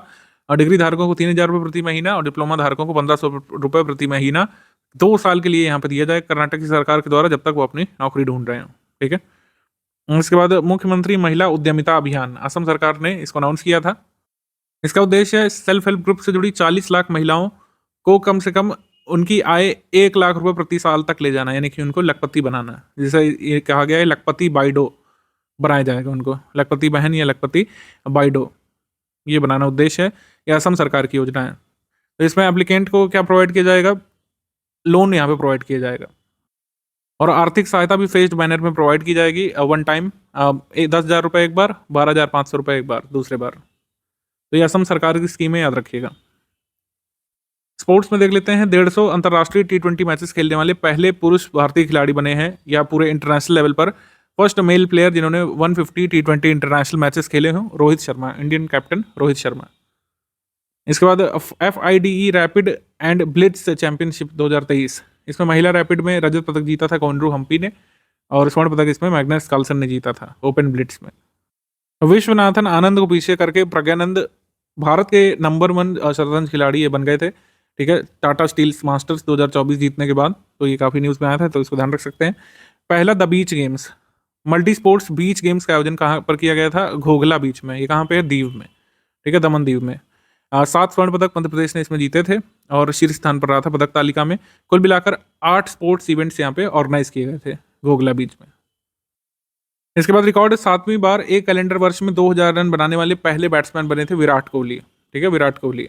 फीफा पुरुष रैंकिंग, फीफा मेंस रैंकिंग ये आई थी, साल के एंड वाली रैंकिंग जरूरी होती है। इंडिया को 102 नंबर पे रखा गया था, 102 पर। इंडिया ओपन बैडमिंटन टूर्नामेंट ये हुआ था। इंडिया ओपन में विजेता रही थी शी यू क्यू चाइना से, और पुरुष युगल में विजेता रहे थे यहाँ पे कान मिंग ह्यूक और सीओ सेंग। उप विजेता रहे थे सात्विक साईराज रांकी रेड्डी और चिराग शेट्टी। इन्हीं दोनों को कौन सा सम्मान मिला था? ध्यानचंद खेल रत्न। ध्यानचंद खेल रत्न 2023 इन्हें मिला है, इन दोनों को ध्यान रखिएगा। महिला एकल में विजेता रही थी ताई च्यू चिंग। इसके बाद रोहन बोपन्ना टेनिस में पुरुष युगल में विश्व के सबसे उम्रदराज नंबर 1 खिलाड़ी बने थे। 43 वर्ष में मैथ्यू एबडन के साथ ऑस्ट्रेलियन ओपन के सेमीफाइनल में पहुंचने के बाद पुरुष युगल में विश्व के नंबर 1 बनने वाले सबसे उम्रदराज खिलाड़ी बने थे रोहन बोपन्ना। समिट्स कैंपेन और जो मीटिंग्स कॉन्फ्रेंसेस होती हैं उसको देख लेते हैं। सबसे पहले थर्ड ग्लोबल बायो इंडिया का आयोजन होता है न्यू दिल्ली में। एंड एनिमल हेल्थ कॉन्फ्रेंस, इसका भी आयोजन हुआ था न्यू दिल्ली में। 26वीं आसियान +3 शिखर सम्मेलन बैठक, ये हुई थी जकार्ता इंडोनेशिया में। और आसियान देश तो इसमें शामिल थे। +3 कौन थे ये आपसे पूछ सकते हैं। तो +3 बैठक में शामिल हुआ था China, People's Republic of China, Japan और रिपब्लिक ऑफ कोरिया यानी साउथ कोरिया। तो 3 कंट्रीज यहाँ पे शामिल हुए थे। इसको चेयर किया था जोको विडोडो, जो कि प्रेसिडेंट है इंडोनेशिया के। वन भारत साड़ी वॉकथॉन, इसका आयोजन हुआ था मुंबई में। भारत में हथकरघा साड़ी संस्कृति का प्रचार प्रसार इसमें करना उद्देश्य था। 10th national conference on disability, ये भी थी गुरुग्राम हरियाणा में। इसका उद्घाटन किया था हमारे वाइस प्रेसिडेंट जगदीप धनखड़ जी ने। एविएशन एक्सपो विंग्स इंडिया, इसका आयोजन हुआ था हैदराबाद तेलंगाना में। एशिया का सबसे बड़ा एविएशन एक्सपो इसको कहा जाता है, विंग्स इंडिया। इसकी थीम थी connecting India to the world in the Amrit Kaal. 10वां वाइब्रेंट गुजरात ग्लोबल समिट, इसका आयोजन हुआ था गांधीनगर गुजरात में। अडानी ग्रुप ने कहा था कि कच्छ के खावड़ा नामक जगह पर 30 गीगावाट का नवीकरणीय सौर ऊर्जा संयंत्र लगाया जाएगा इनके द्वारा। और रिलायंस के चेयरपर्सन मुकेश अंबानी ने कहा था कि हजीरा में भारत की पहली कार्बन फाइबर फैसिलिटी भी रिलायंस ग्रुप स्थापित करेगा। इसमें मुख्य अतिथि के तौर पर बुलाया गया था यूएई के राष्ट्राध्यक्ष मोहम्मद बिन जायद को। साहसिक पर्यटन पर राष्ट्रीय सम्मेलन का आयोजन हुआ था एकता नगर गुजरात में। इसकी थीम थी विकसित भारत @2047, भारत को एक वैश्विक साहसिक पर्यटन केंद्र बनाना, यानी कि making India a global adventure tourism hub. India international science festival का आयोजन हुआ था फरीदाबाद हरियाणा में, ठीक है, फरीदाबाद में। इंडिया मोबिलिटी एक्सपो 2024 ये हुआ था न्यू दिल्ली में। तो बस याद रखना इसमें इंपॉर्टेंट है। 2024 का 54th world economic forum meeting जो दावोस में होता है स्विट्जरलैंड में, ये हुआ था स्विट्जरलैंड में। बैक टू बेसिक्स अप्रोच के साथ इसका आयोजन हुआ था। भारत ने वैश्विक भलाई के लिए गठबंधन, लैंगिक समानता के लिए सहयोग, alliance for good gender equity and equality का शुभारंभ यहाँ पे किया था। WEF के संस्थापक और अध्यक्ष क्लास शॉब WEF के इस अलायंस के नेटवर्क पार्टनर बनने को राजी हुए थे। और इन्वेस्ट इंडिया इसमें संस्थागत भागीदार के रूप में नॉमिनेट हुआ था। इसका जो थीम था वो था रीबिल्डिंग ट्रस्ट। नवा इंडिया फूड एक्सपो, इसका आयोजन हुआ था लखनऊ उत्तर प्रदेश में। और इसका भागीदार देश था वियतनाम। इंडस फूड 2024 का आयोजन हुआ था ग्रेटर नोएडा में। वाणिज्य विभाग के सहयोग से Trade Promotion Council of India द्वारा मेगा फूड शो इंडस 2024 का आयोजन हुआ था। United Nations peace keeping ministerial meet हुई थी घाना की कैपिटल अकरा में, ठीक है, अकरा घाना में। इसके बाद इन्फिनिटी फोरम 2.0, इसका आयोजन गांधीनगर गुजरात में हुआ था। 27वां नेशनल यूथ फेस्टिवल, इसके बारे में तो आपको बता ही चुके हैं, वेन्यू नासिक है। इसका जो मैस्कॉट था वो था शेखरू, भारतीय विशाल गिलहरी, महाराष्ट्र का जो राजकीय पशु यानी कि स्टेट एनिमल जो है, ठीक है। 27वां राष्ट्रीय युवा महोत्सव ये था। इसका उद्घाटन किसने किया था? प्रधानमंत्री जी ने किया था। विकसित भारत @2047, युवा के लिए युवा के द्वारा, ये बार थीम थी। आत्मनिर्भर भारत उत्सव 2024, इसका आयोजन हुआ था न्यू दिल्ली में। आत्मनिर्भर भारत उत्सव 3 से 10 जनवरी के बीच न्यू दिल्ली में। नॉर्थ इंडिया स्टार्टअप एक्सपो, इसका आयोजन हुआ था कठुआ जम्मू कश्मीर में। 19वां गुट निरपेक्ष आंदोलन यानी कि NAM नॉन अलाइनमेंट मूवमेंट की समिट, ये कंपाला में हुई थी युगांडा में। इस सम्मेलन में युगांडा ने अजरबैजान से 2027 तक के लिए NAM के अध्यक्ष यानी कि चेयर का यहाँ पे पोस्ट संभाल लिया है। तो 2027 तक NAM की चेयर किसके पास रहेगी? युगांडा के पास। NAM समिट का आयोजन प्रत्येक 3 वर्ष में आयोजित होता है। तो 2024 में हुआ, अब अगला होगा 2027 में। यह वार्षिक नहीं होता है।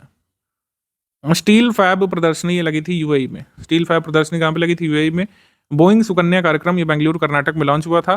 बेंगलुरु कर्नाटक में, ठीक है, बोइंग जो कंपनी है, इसने बेंगलुरु में एक नया परिसर खोला है। और ये अब तक का सबसे बड़ा परिसर कहा जा रहा है बोइंग का, अमेरिका के बाहर। यहाँ पर सुकन्या कार्यक्रम को भी लॉन्च किया गया था बोइंग के द्वारा। इसमें कहा गया था एविएशन सेक्टर में ज़्यादा से ज़्यादा गर्ल्स को प्रमोट करना है। यही उद्देश्य था बोइंग के सुकन्या कार्यक्रम का। Boeing India engineering and technology centre, ये कहाँ पे खोला गया है? बेंगलुरु कर्नाटक में। रैंक्स रिपोर्ट्स के बारे में अगर देखें तो migration and development brief 39 report, ये वर्ल्ड बैंक ग्रुप के द्वारा आती है। वैश्विक स्तर पर धन प्रेषण यानी रेमिटेंस का सबसे बड़ा प्राप्तकर्ता देश हमेशा की तरह कौन रहता है? इंडिया रहता है। सेकंड पर रहता है मैक्सिको। थर्ड पर इस बार चाइना है। और अमेरिका जो है लार्जेस्ट सोर्स है रेमिटेंस का हमेशा की तरह। हैंडले पासपोर्ट इंडेक्स के बारे में आपको ध्यान रखना है कि ये 2 बार आता है विश्व में, ठीक है। एक बार जुलाई में आता है, मतलब साल पे 2 बार आता है। एक बार जुलाई में आता है, एक बार मंथ की शुरुआत में आता है, जनवरी में। तो जुलाई वाली अब रैंकिंग 2023 वाली आप भूल जाएंगे, अब आप ध्यान रखेंगे जनवरी 2024 वाली, इसमें इंडिया की रैंक 80वीं है। ठीक है, इसमें कुछ दूसरी थी जुलाई 2023 में, अब उसको आप भुला सकते हैं एग्जाम के लिए, अब वो नहीं याद रखना है। तो इंडिया की रैंक 80वीं और फर्स्ट पर कई सारे कंट्रीज एक साथ इसमें कई बार होते हैं, जैसे Japan, Germany, Italy, France, Singapore, Spain, ये सब फर्स्ट पे हैं।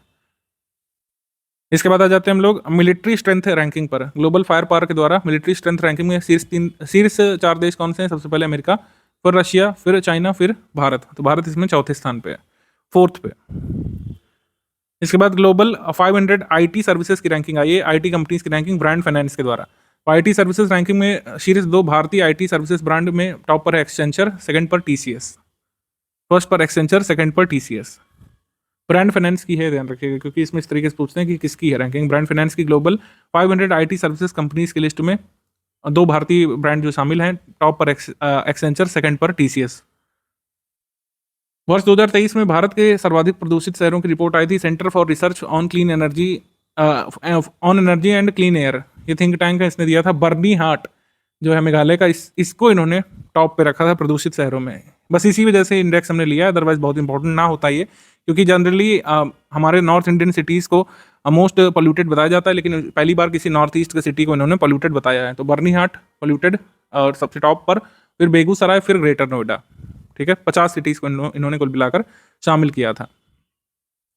इसके बाद ब्लूमबर्ग की रिचेस्ट पर्सन की रिपोर्ट आई थी। तो रिचेस्ट पर्सन में गौतम अडानी फिर से टॉप पर आ गए हैं, मुकेश अंबानी सेकंड पर, शापूर जी मिस्त्री ये थर्ड पे आ गए हैं। पॉपुलर ग्लोबल लीडर्स की लिस्ट आई मॉर्निंग कंसल्ट के द्वारा। तो लोकप्रिय वैश्विक नेताओं की सूची में शीर्ष 3 नेता में टॉप पर है नरेंद्र मोदी भारत से, फिर Andres Manuel Lopez Obrador Mexico से सेकंड पर, फिर थर्ड पर एलन बरसेट स्विट्जरलैंड से। World Employment and Social Outlook Trends report ये कौन जारी करता है? World Employment and Social Outlook Trends report ILO जारी करता है। स्टार्टअप रैंकिंग 2022 ये Department of Promotion of Industries और इंटरनल ट्रेड की तरफ से आया है। इसमें रैंकिंग वैसे नहीं दी गई है 1 2 3 करके, इसमें अलग अलग कैटेगरीज में रैंक किया गया है। तो गुजरात हो गया, केरल हो गया, कर्नाटक, तमिलनाडु 2022 की स्टार्टअप रैंकिंग में सर्वश्रेष्ठ प्रदर्शन करने वाला राज्य यानी कि बेस्ट परफॉर्मर स्टेट्स की कैटेगरी में इनको रखा गया है। उसके बाद उड़ीसा, पंजाब, राजस्थान, तेलंगाना इनको टॉप परफॉर्मर स्टेट्स की श्रेणी में रखा गया है। तो बस इतना ध्यान रखना आपके लिए काफ़ी है। इनइक्वालिटी रिपोर्ट कौन जारी करता है? ऑक्सफैम जारी करता है, यही आपसे पूछते हैं। वर्ल्ड इनइक्वालिटी रिपोर्ट कौन जारी करता है? ऑक्सफैम। ग्लोबल रिस्क रिपोर्ट ये जारी किया जाता है वर्ल्ड इकोनॉमिक फोरम के द्वारा, ग्लोबल रिस्क रिपोर्ट। इसके बाद World Economic Situations and Prospect report ये यूएनडीसा जारी करता है, United Nations Department of Economic and Social Affairs. The Global Cooperation Barometer report ये भी डब्ल्यूएफ जारी करता है। फिर ASER report Annual Status of Education report ये प्रथम फाउंडेशन के द्वारा जारी की जाती है। $100 अरब की पहली संपत्ति वाली महिला ये बन गई ब्लूमबर्ग के द्वारा। ब्लूमबर्ग ने कहा है कि first women with a net worth of $100 billion. ये फ्रैंकोइस बेटरकॉर्ट हैं, वाइस चेयरपर्सन है लॉरियल कंपनी की। State of the economy report ये रिजर्व बैंक ऑफ इंडिया ने जारी किया है। एग्जीक्यूटिव सेक्शन पे आने से पहले यहाँ पे कुछ इंपॉर्टेंट टॉपिक्स देख लेते हैं, जैसे 75वां गणतंत्र दिवस, ये 75th हमारा रिपब्लिक डे था, तो बहुत ज़रूरी है इसके फैक्ट्स। इनमें से कुछ हम ऑलरेडी डिस्कस कर चुके हैं। इमैनुअल मैक्रोन फ्रांस के राष्ट्राध्यक्ष यहाँ पर मुख्य अतिथि के तौर पर आए थे। गणतंत्र दिवस परेड 2024 की थीम थी विकसित भारत और भारत लोकतंत्र की मातृका, ये थीम थी, 2 थीम थी इसमें। एक संपूर्ण महिला परेड का आयोजन किया गया था ट्राई सर्विसेज की तरफ से। भारतीय सेना, वायुसेना, नौसेना के जितने भी यहाँ पे ऑफिसर्स शामिल थे इस फ्लीट में, सभी विमेन ऑफिसर्स थे। गणतंत्र दिवस परेड 2024 पर फ्रांसीसी मार्चिंग स्क्वाड का भी आयोजन किया गया था। वीरता सेवा पदक 2024 अनाउंस किए गए हैं। इनमें से कुछ आप देख सकते हैं, जैसे वीरता के लिए राष्ट्रपति पदक 2 लोगों को मिला है, जवान सांवला राम बिश्नोई को और शिशुपाल सिंह को मरणोपरांत। बाकी कई सारे मेडल हैं, सभी के नाम आपको याद रखने जरूरी नहीं होते हैं। तो कई सारी झांकियाँ निकाली जाती हैं, उसमें फिर रैंक भी दिया जाता है यहाँ पर, या फिर कह सकते हैं पैनल एक बनता है, वो 1 2 3 यहाँ पे अवार्ड देता है। प्रथम पुरस्कार किसे मिला, सेकंड किसे, थर्ड किसे, विशेष पुरस्कार किसे। तो सर्वश्रेष्ठ 3 झांकियाँ यहाँ पर घोषित की गई थी। ओडिशा की फर्स्ट पर यहाँ पर विकसित भारत में महिला सशक्तिकरण थीम पर आधारित ओडिशा झांकी यहाँ पर पहले स्थान पर। दूसरे पर गुजरात, धोर्डो गुजरात के सीमा पर्यटन का एक वैश्विक प्रतीक, इस थीम पर। तीसरा पुरस्कार तमिलनाडु को, तमिलनाडु के कूदावोलाई प्रणाली लोकतंत्र की जननी थीम पर। तो ये तो रिजल्ट्स हो गए जो पैनल बना था 3 सदस्यों का, उन्होंने जो जज किया। माई गॉव जो गवर्नमेंट वेबसाइट है, इस पर एक वेब पेज बनाया गया था और नागरिकों ने भी राज्यों के शासित प्रदेशों मंत्रालयों की झांकियों को रेट किया था या फिर रैंक किया था। तो उसके आधार पर माई गॉव पर जो परिणाम आए हैं, जो वोटिंग हुई थी उसके आधार पर सर्वश्रेष्ठ 3 झांकी हैं। गुजरात की धौरडो इसमें फर्स्ट पर है माई गॉव की रेटिंग के आधार पर। सेकंड पर उत्तर प्रदेश की झांकी है विकसित भारत समृद्ध विरासत थीम पर। तीसरी है आंध्र प्रदेश की झांकी स्कूली शिक्षा का परिवर्तन थीम पर। बाकी डिटेल्स यहाँ पर इंग्लिश मीडियम में भी है। इंग्लिश मीडियम PDF में अलग से मिल जाएगी पेड ग्रुप मेंबर्स को, ठीक है। इसके बाद आ जाते हैं राम मंदिर अयोध्या पर। जब से कंसिक्रेशन डेट अनाउंस हुई थी, प्राण प्रतिष्ठा किस तारीख को होनी है, उसके बाद से ही लगातार चर्चा में बना रहा राम मंदिर अयोध्या, भगवान रामलला की मूर्ति, ठीक है, और बाकी सारी चीज़ें। तो 22 जनवरी 2024 को भारत के प्रधानमंत्री द्वारा कंसेक्रेट किया गया, यानी कि रामलला की मूर्ति की प्राण प्रतिष्ठा की गई है। प्रधानमंत्री जी ने ही 5 अगस्त 2020 को अयोध्या में राम मंदिर का शिलान्यास किया था। अनुमानित लागत 1800 करोड़ रुपए बताई गई है। राम जन्मभूमि तीर्थ क्षेत्र ट्रस्ट का कह सकते हैं गठन किया गया था, जिसके बारे में अगर आपको याद हो, RO मेंस का एक्चुअली प्री का RO का प्रीलिम्स का जो पेपर हुआ था 2016 का कैंसिल्ड के बाद, ठीक है, ये री एग्जाम जो हुआ था RO 2016 का 2020 में सितंबर में, तो उसमें पूछा गया था कि अध्यक्ष कौन है, सेक्रेटरी कौन है, जैसे चंपत राय सेक्रेटरी हैं, नृत्य गोपाल दास अध्यक्ष हैं राम जन्मभूमि तीर्थ क्षेत्र ट्रस्ट के। इसके बाद आप ये भी कमेंट करके बताइए कि नृपेंद्र मिश्रा किस तरीके से ट्रस्ट से एसोसिएटेड रहे हैं। मंदिर के निर्माण के लिए राजस्थान के बंसी पहाड़पुर के पत्थरों का उपयोग यहाँ पे किया गया था। मंदिर के आंतरिक भाग को मुख्य वास्तुकार चंद्रकांत भाई सोमपुरा ने नागर शैली में डिजाइन किया है। तो किस शैली पे आधारित है मंदिर? नागर शैली में, ध्यान रखिएगा। बाकी कितनी लंबाई है, ऊंचाई है, ये सब तो ज़्यादा एक्सपेक्टेड नहीं है इससे। 5 चबूतरे मंडप बनाए गए हैं, नृत्य मंडप है, इसमें रंग मंडप है, सभा मंडप है, प्रार्थना मंडप है, कीर्तन मंडप है, ये ध्यान रख सकते हैं। कुल मंजिलों की संख्या 3 है, प्रत्येक मंजिल की ऊंचाई 20 फीट करीब रखी गई है। रामलला की मूर्ति के बारे में जो विशेष तथ्य हैं, मैसूर कर्नाटक के प्रसिद्ध मूर्तिकार अरुण योगीराज ने इसको तैयार किया है। 51 इंच की ये मूर्ति है। भगवान रामलला को 5 वर्ष के बच्चे के रूप में दर्शाया गया है।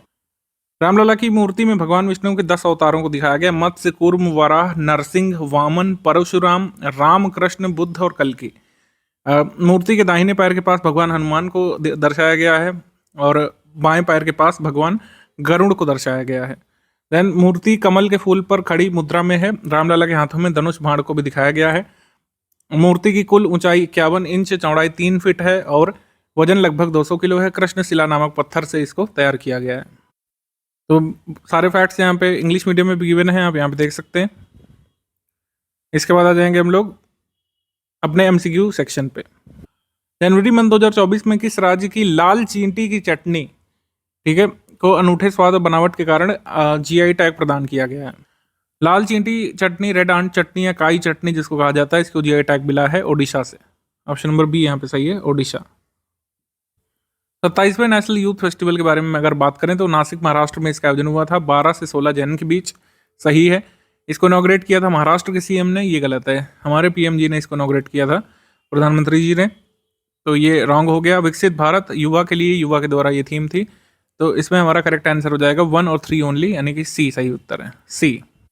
10 दिसंबर 2023 को रक्षा मंत्री राजनाथ सिंह ने दिल्ली में राजघाट के समीप गांधी दर्शन में महात्मा गांधी की प्रतिमा का अनावरण किया था। इसकी ऊंचाई कितनी है?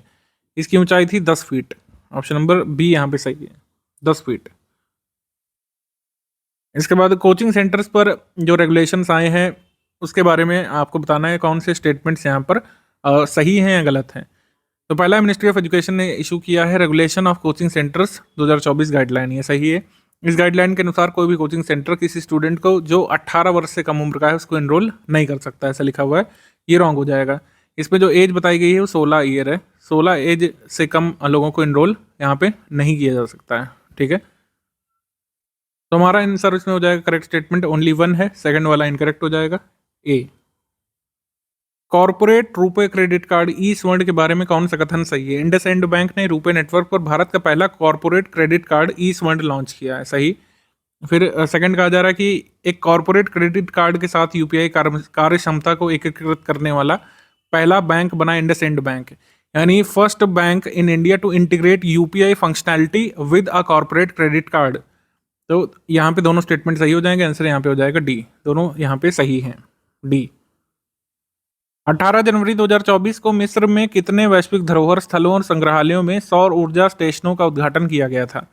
तो 5 स्थलों में इजिप्ट में सोलर पावर स्टेशन लगाए गए थे, म्यूजियम्स और वर्ल्ड हेरिटेज साइट्स में इजिप्ट में, सी यहाँ पे सही है। एमपी लेट से योजना जो है member of parliament local area development scheme, इसके लिए जो ई साक्षी एप्लीकेशन लॉन्च हुआ है उसके बारे में कौन सा कथन गलत है?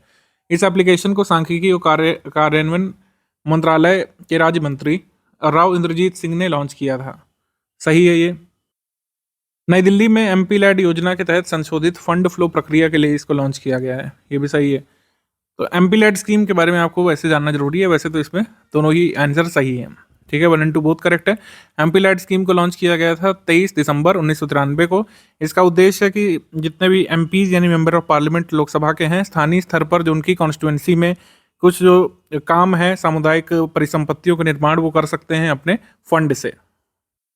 जब 1993-94 में एमपी लैड स्कीम लॉन्च हुई थी तो मेंबर ऑफ पार्लियामेंट को जो फंड मिलता था ये 5 लाख रुपए प्रति साल का होता था, लेकिन हम इसको बढ़ाया गया था 94-95 में 1 करोड़ रुपए कर दिया था, ठीक है, और 2011-12 से इसको 5 करोड़ रुपए कर दिया गया है, ठीक है। तो अब प्रेजेंट में कितना है MP LAD fund per year का?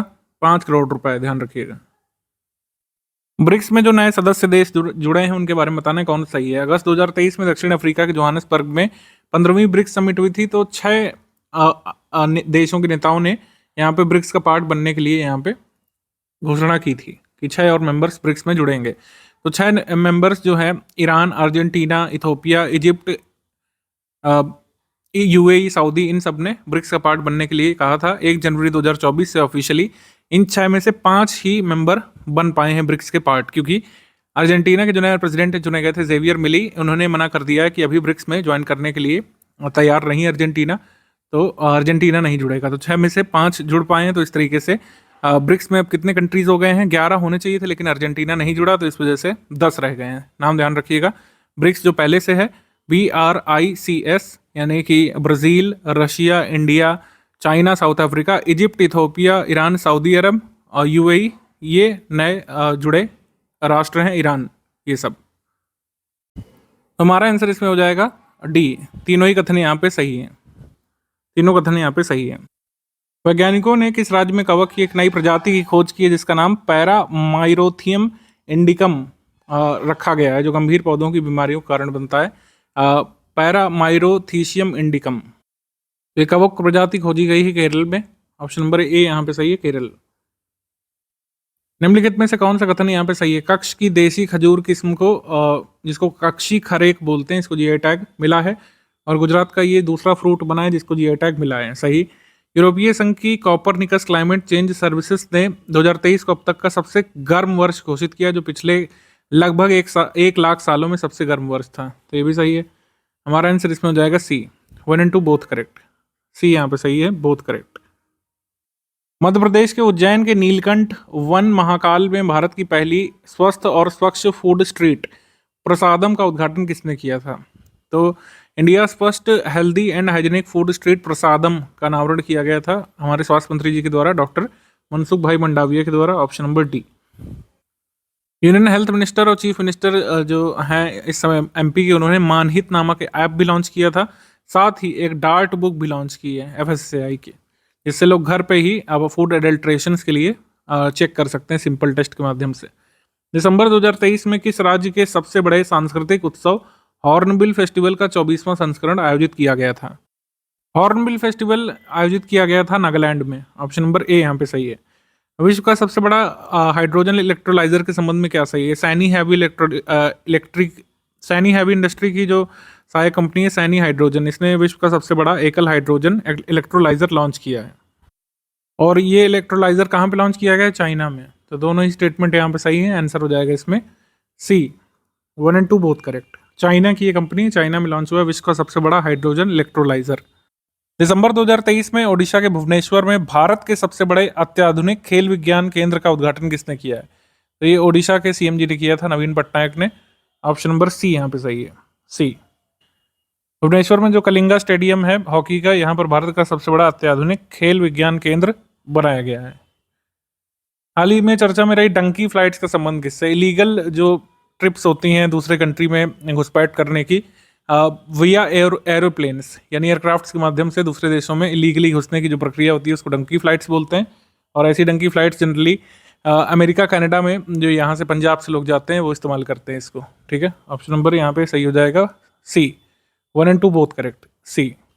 इसमें इनकरेक्ट पूछा है तो आंसर यहाँ पे डी होगा एक्चुअली, क्योंकि दोनों ही स्टेटमेंट सही है, गलत कोई नहीं है। यहाँ पे गलत कथन का चयन करना है। आधार इनेबल्ड पेमेंट सिस्टम जो होता है AEPS, इसमें केवल बैंक का नाम इंपॉर्टेंट होता है, आधार नंबर और कैप्चर्ड फिंगरप्रिंट, जो कि हमने आधार इनरोलमेंट के समय जो अपना फिंगरप्रिंट दिया होता है वो देना होता है, मतलब अपना अंगूठा लगाना पड़ता है।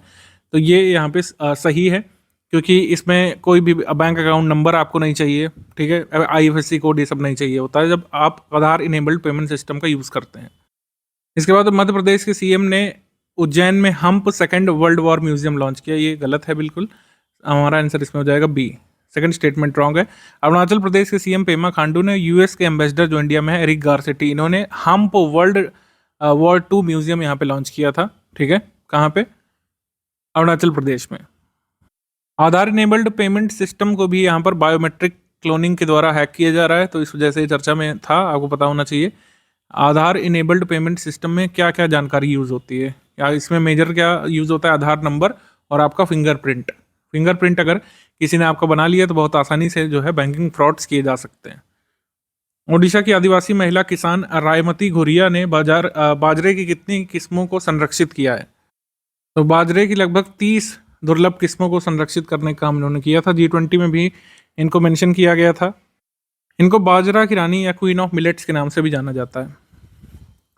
इसके बाद UAE के पहले हिंदू मंदिर के संदर्भ में क्या सही है? UAE की राजधानी अबू धाबी के अबू मुरीखा के अल वाकबा नामक स्थान पर इसका मतलब कह सकते हैं मतलब बनाया जा रहा है, ये वहाँ पे निर्माणाधीन है। निर्माण 20,000 वर्ग फुट की भूमि पर किया जा रहा है। इसको इनॉग्रेट किया जाएगा प्रधानमंत्री जी के द्वारा, क्योंकि वो यहाँ पर इनॉग्रेशन के लिए जाएंगे UAE। 14 Feb 2024 को इनॉग्रेशन होगा। तो हमारा आंसर हो जाएगा इसमें डी। सारे कथन यहाँ पे सही है। जनवरी 2023 में किस भारतीय राज्य में पहली बार दुर्लभ तिब्बती भूरा भालू देखा गया था? टिबेटन ब्राउन बियर जो है कहाँ पे स्पॉट किया गया था? इसके पिक्चर्स यहाँ पे क्लिक किया गया था सिक्किम में, ऑप्शन नंबर सी। अंतर्राष्ट्रीय गीता महोत्सव का आयोजन हरियाणा के कुरुक्षेत्र में किया गया था। ठीक है, इसका उद्घाटन किसने किया था? हमारे वाइस प्रेसिडेंट जी ने। वाइस प्रेसिडेंट जी हरियाणा को बिलोंग करते हैं। वाइस प्रेसिडेंट जी ने 8th इंटरनेशनल गीता सेमिनार को एड्रेस किया जो कुरुक्षेत्र यूनिवर्सिटी में हुआ था। ये थीम इसकी थी Vasudhaiva Kutumbakam, Shrimad Bhagavad Gita and global unity. तो तीनों ही स्टेटमेंट यहाँ पर आपके सही हो रहे हैं। आंसर यहाँ पे हो जाएगा D, all of the above correct. अभी हाल में कदम्ब कह सकते हैं कदम्ब एरा का एक हमें इंस्क्रिप्शन मिला है। इंस्क्रिप्शन कदम्ब पीरियड का मिला है जो 10th सेंचुरी AD को बिलोंग करता है। ककोड़ा नामक जगह पर साउथ गोवा में महादेव टेम्पल पर ये मिला है। कन्नड़ा और संस्कृत में लिखा गया है इसमें, और इसमें एक वंडरफुल सेंटेंस से वाक्य शुरू होता है, स्वास्थ्य श्री, स्वास्थ्य श्री। तो तीनों स्टेटमेंट यहाँ पे आपके सही हो रहे हैं, 1 2 3। आंसर यहाँ पे हो जाएगा D, all of the above correct. Bharat के रक्षा मंत्री जी ने 1 जनवरी 2024 को बालिकाओं के लिए समर्पित उत्तर प्रदेश के पहले पूर्ण सैनिक स्कूल संविद गुरुकुलम सैनिक स्कूल का उद्घाटन कहाँ पे किया? संविद गुरुकुलम सैनिक स्कूल का उद्घाटन जो पूरी तरीके से गर्ल्स के लिए है, इसका आयोजन किया गया था वृंदावन में, मथुरा में। ऑप्शन नंबर सी यहाँ पे सही है। फिर इसमें बताना है कौन सा कथन सही है। जो स्लम एरिया का डेफिनेशन है अलग अलग राज्यों ने अपने अपने तरीके से परिभाषित किया है, ये सही है। कोई भी यूनिफॉर्म डेफिनेशन नहीं है भारत में स्लम्स का। सिटी का तो है, अर्बन एरिया किसे कहेंगे, ठीक है, उसका तो है, लेकिन स्लम का कोई यूनिफॉर्म डेफिनेशन पूरे इंडिया में नहीं है। ईरान ने दिसंबर 2023 में भारत सहित कुल 33 अन्य देशों के लिए पर्यटक वीज़ा की अनिवार्यता खत्म कर दी थी, तो ये सही है। हमारा आंसर इसमें हो जाएगा सी, 1 और 2 बोथ करेक्ट, सी। 15 जनवरी 2023 को ईरान की यात्रा के दौरान विदेश मंत्री सुब्रमण्यम जयशंकर जी ने नई शिक्षा नीति के तहत किस भाषा को भारत की शास्त्रीय भाषा में शामिल किए जाने की घोषणा की थी? एक बात यहाँ पर ध्यान रखना बहुत ज़रूरी है कि इंडिया की जो क्लासिकल लैंग्वेजेस है उसकी संख्या जो है 6 ही मानी जाएगी। कौन कौन सी? तमिल, तेलुगु, संस्कृत, कन्नड़ा, मलयालम और उड़िया। ठीक है, +3 की जो बात की गई है वो सिर्फ नेशनल एजुकेशन पॉलिसी 2020 में की गई है। ऑफिशियल नहीं है कि इंडिया की लैंग्वेजेस 9 कभी नहीं कहलाएंगी। इंडिया की ऑफिशियल क्लासिकल लैंग्वेजेस 6 ही कहलाएंगी। एनईपी में कहा गया है कि पाली, प्राकृत और पर्शियन इसको भी प्रमोट किया जाएगा। तो वही इन्होंने मेंशन किया था हमारे विदेश मंत्री जी ने कि नई एजुकेशन पॉलिसी के हिसाब से 6+3 जिसको हम मान रहे हैं उसके तहत पर्शियन को हम एक क्लासिकल लैंग्वेजेस के रूप में ट्रीट करेंगे। ऑप्शन नंबर ए यहाँ पे सही है। 16वें वित्त आयोग के बारे में गलत कथन या कथनों का चयन करना है। ये बहुत जरूरी है, आपके एग्जाम में इससे क्वेश्चन आना ही आना है, चाहे इस साल आए चाहे अगले साल, क्योंकि 16वां वित्त आयोग काफी लंबी अवधि के लिए रहेगा। राष्ट्रपति के अनुमोदन से अनुच्छेद 201 क्लॉज 1 के अनुसरण में 16वें वित्त आयोग का सृजन किया गया है। सही। इसकी अध्यक्षता कौन करेंगे? आयोग के अध्यक्ष प्रोफेसर डॉक्टर अरविंद पनगड़िया करेंगे और सचिव हैं इसके यानी सेक्रेटरी ऋत्विक रंजनम पांडे। तो ये भी सही। और इसका जो ड्यूरेशन है वो बहुत पूछा जाता है एग्जाम में, तो अब वर्ड टू वर्ड इसको नोट करिएगा। 16th फाइनेंस कमीशन को कहा गया है कि वो अपनी रिपोर्ट उपलब्ध कराएं 31 अक्टूबर 2025 को, जिसमें रिकमेंडेशन शामिल हो 1 अप्रैल 2026 से शुरू करते हुए अगले 5 सालों के लिए। यानी कि ये रिकमेंडेशंस का पीरियड क्या होगा? रिकमेंडेशंस का पीरियड होगा 1 अप्रैल 2026 से मार्च एंड 2031 तक। ठीक है, तो इस अवधि का रिकमेंडेशन देना है 15 फाइनेंस कमीशन को, जबकि रिपोर्ट कब तक अवेलेबल करानी है फाइनेंस कमीशन को? अक्टूबर 2025 तक। तो ये दोनों अलग अलग बातें, रिपोर्ट सबमिट कब तक करना है और रिकमेंडेशंस का पीरियड क्या होगा, ये दोनों अलग बातें हैं और दोनों ही आपको याद रखना है आपके एग्जाम के लिए। तो आंसर हमारा यहाँ पर हो जाएगा डी। तीनों स्टेटमेंट सही है, तो इनकरेक्ट कोई भी है नहीं, डी यहाँ पे सही है। नॉर्थ ईस्ट फेस्टिवल 2024 के बारे में कौन सा कथन गलत है? इसका आयोजन लखनऊ में किया गया, लिखा गया है, ये रॉन्ग है। इसका आयोजन दिल्ली में किया गया था, ये वाला रॉन्ग। बराक हॉस्टल इनॉग्रेट किया गया था जेएनयू में उत्तर पूर्वी महोत्सव 2024 में, ये सही है।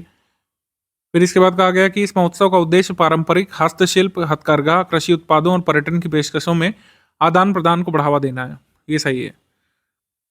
हमारा आंसर इसमें हो जाएगा 1 ओनली। फर्स्ट इनकरेक्ट है, बाकी दोनों स्टेटमेंट यहाँ पे सही है, केवल एक।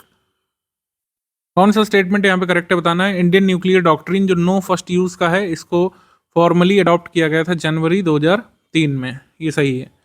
इसके बाद है कि 27 दिसंबर 2023 को प्रधानमंत्री नरेंद्र मोदी जी की अध्यक्षता में कैबिनेट ने न्यूजीलैंड के ऑकलैंड में भारत का पहला महावाणिज्यिक दूतावास खोलने के प्रस्ताव को मंजूर कर दिया, ये भी सही है। तो दोनों स्टेटमेंट यहाँ पे सही हो रहे हैं, आंसर यहाँ पे हो जाएगा सी। 1 and 2 बोथ करेक्ट, सी।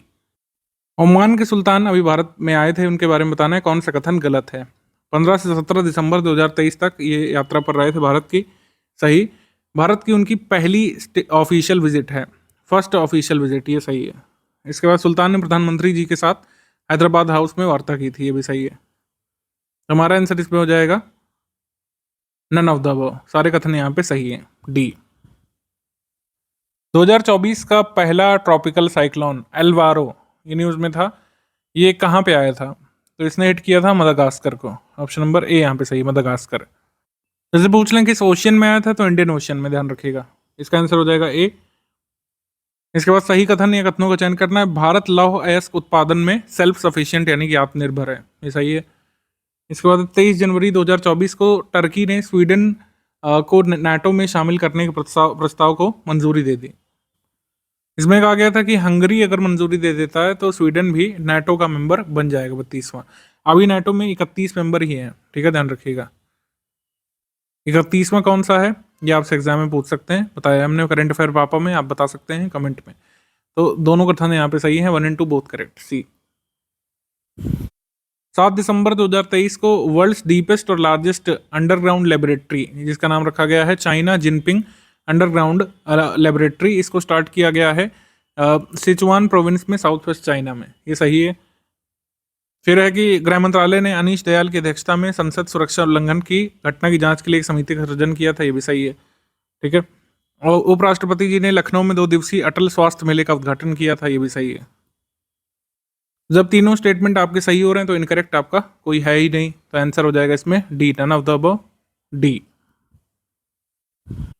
किस राज्य में कृष्णा नदी के तट पर कृष्ण वेणी संगीत नीरजनम का आयोजन किया गया था। ये कल्चरल फेस्टिवल का आयोजन किया गया था आंध्र प्रदेश में।